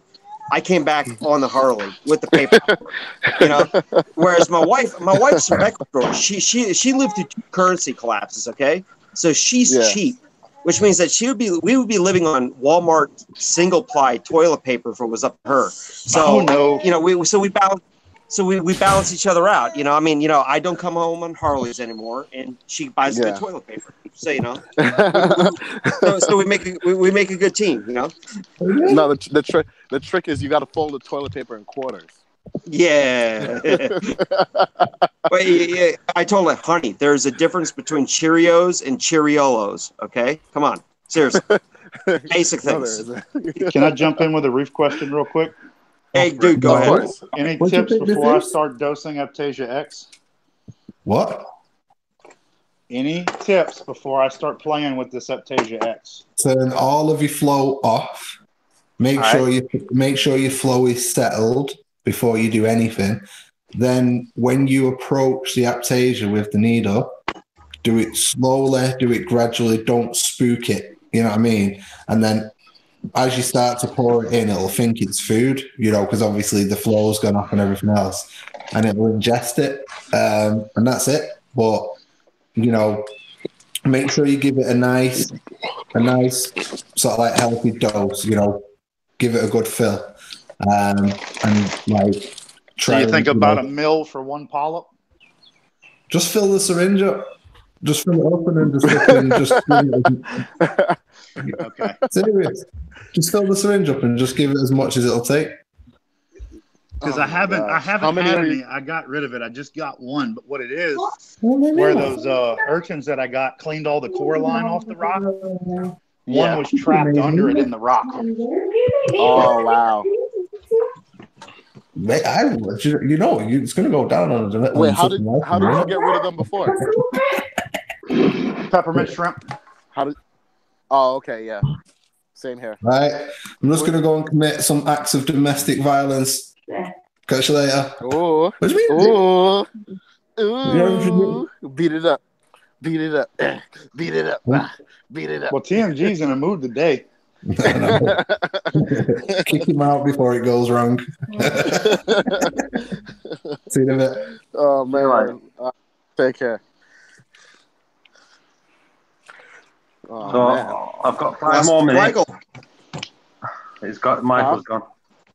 Yeah. All right. Until then, here's my daughter. She's just hanging out here, just chilling. Hello. Hanging out. She's smiling. Yeah. I gotta find my nuts. All right. So, see, that's why I like having Michael and people like him on the streams, because they actually have experience, whereas me, I'm talking out of my ass. I don't have a whole lot of experience, but what I have is I'm very good at reading or watching, retaining, and deciphering information. Yeah. Yeah. That's about where I am. I mean, I have another background, but then again, I could say that, hey, my experience with this other industry, it might work, it might not work here until I actually try it. I'm just speculating. I mean, I might have ideas and stuff, and I'm going to be running some experiments of my own, but, until I actually have experience on it, I'm not really going to try to get out there and preach as if I know what I'm talking about, because honestly, I don't, See, But then again, I do love being. I've been doing it 7 years, so I know the way I do it. Do you know what I mean? Yeah. But there's other ways that it should be done, but I do it my way and my way only. So if people tell me stuff, sometimes I'm like, no, I'll do it my way. Yeah. Oh man, that pisses people off so much. Yeah. Well, the thing is, no, I had somebody the other day trying to tell me that, like, there's no way you're dosing with that. With what you have in that tank, there's no way you're doing auto water changes is going to be able to keep up with that. It's not going to happen. It's not going to happen. I'm like, guys, I've been doing it for the past month. Meetings have been stable. Everything's been stable. Yeah, it's been steadily dropping off a little bit. So I've been increasing my dosage. 50 mils a week or so. Yeah. 50 mils a day. So I mean, yeah, I've been increasing it a little bit. And yeah, it's going to get to the point where I need to do some dosing. But they're telling me, like, right now, are going to die in like the next 3 days. I'm like, dude, what are you talking about? Whatever. They're alive. They're here. You see them. Okay. Yeah. I'm just setting the moonlight on the. Yeah. What time are we on now? Past nearly. Right, a couple more minutes, and I'm going to be shutting the live stream down because one, I've got work in the morning, and it's night time here. Yeah. And I'm knackered. It's happy hour. It's happy hour here. Yeah. We'll get And some tomorrow is Cinco de Mayo. It is going to be a rough day. Oh, that's why I'm working. Woo! Oh man, I'm gonna beat somebody up tonight. It's gonna be fun. That's true. You're a bouncer. Yeah, this is gonna be a fun night, man. Yeah, Cinco de Mayo is always a fun one. Yeah. You get all these people. Oh, I'm gonna drink tequila. It's Cinco de Mayo. You can't handle 2 beers, and you want to take, 2 extra large margaritas or shots of Patron or. Dude, don't even tell me about tequila. Last time I drank tequila, I woke up in front of the barracks at 7 in the morning in a kiddie pool and my boxers. I can't even drink a margarita now. Last time I drank Dude, tequila, I we love carried tequila. out my buddy. This is his wedding rehearsal dinner. We carried out the groom and 2 of the bridesmaids. Nice. Yeah. From the rehearsal dinner. No, I love tequila, man. Hey, Paul, so you got to sign off here in a bit? Yeah, in about a minute, because I'm absolutely... Yeah. All right, mate. I might go boot I'm one out. up. I mean, I'm off of work. I don't have anything to do for a little while, so. What, are you going to throw a stream up? Yeah. Yeah, I might. There you go.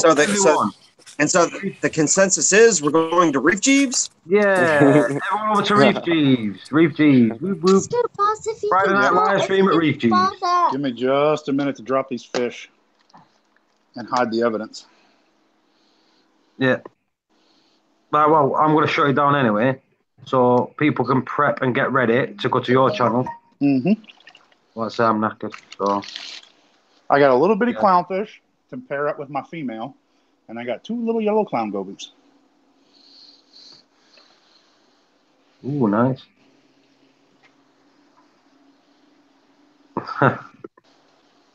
Yeah, happy Star Wars Day, everyone that likes Star Wars. And then I got some live amphipods and copepods. I need to get myself some nice new ones of them. Give myself a top up. My LFF has been out. They finally got them in. Before I go to bed, Hey, Cruz. I'm going to set me thing. It's cruising. Yeah, sorry. For some odd reason, it just jumped right in without asking, do I want to proceed? That's Paul, is this a regular Hangouts or an OBS Hangouts? This is just a regular. This is just a regular one, mate. So you're using OBS or you're using the YouTube stuff? Just the YouTube stuff. Okay. Can you stop the thing? I want to tell you something. I've used a message in the chat.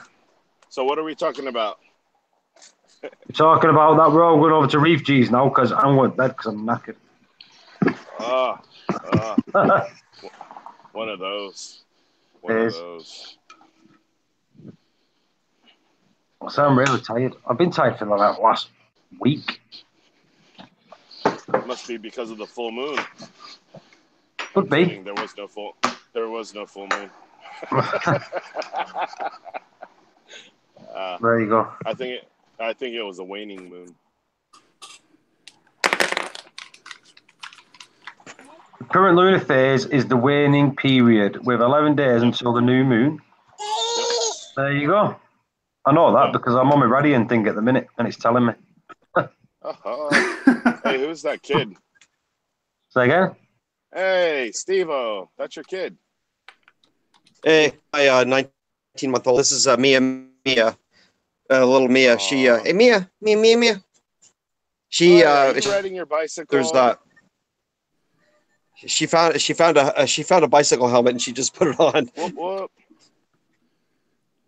Yep. And she was born with some fabulous hair. That's that South American in your wife, probably. Jeez. Yes, it is. Trust me. Not me. Jeeves. Yes, sir. Just put a message in the chat so people can like sub you in that so they can go to your channel. Okay, hold on. Let me get on there. So Jeeves is going to start up his live stream? Yeah. Did I come on too late? Well, no, like I say, he's going to be doing an hangouts anyway, mate. No, Cruz. We knew you were coming. That's why we're leaving, right? Touche. Sorry, man. I saw an opening. I had to take it. It's okay. It's the last time I'm going to help you. Oh, damn it. That's why I love coming here. Right, everyone. Reef Jeeves is in there. If you go to the side of his name, there'll be 3 dots. Click the 3 dots. Click subscribe. Go to his channel. I'm closing this down. What I'll do, I'll leave the hangouts on so you can chat until Jeeves sets one up. But I'm going to shut the stream down. Everyone in the chat, nice to meet you. See you soon. Or goodbye. Hasta luego. Cheers. See ya.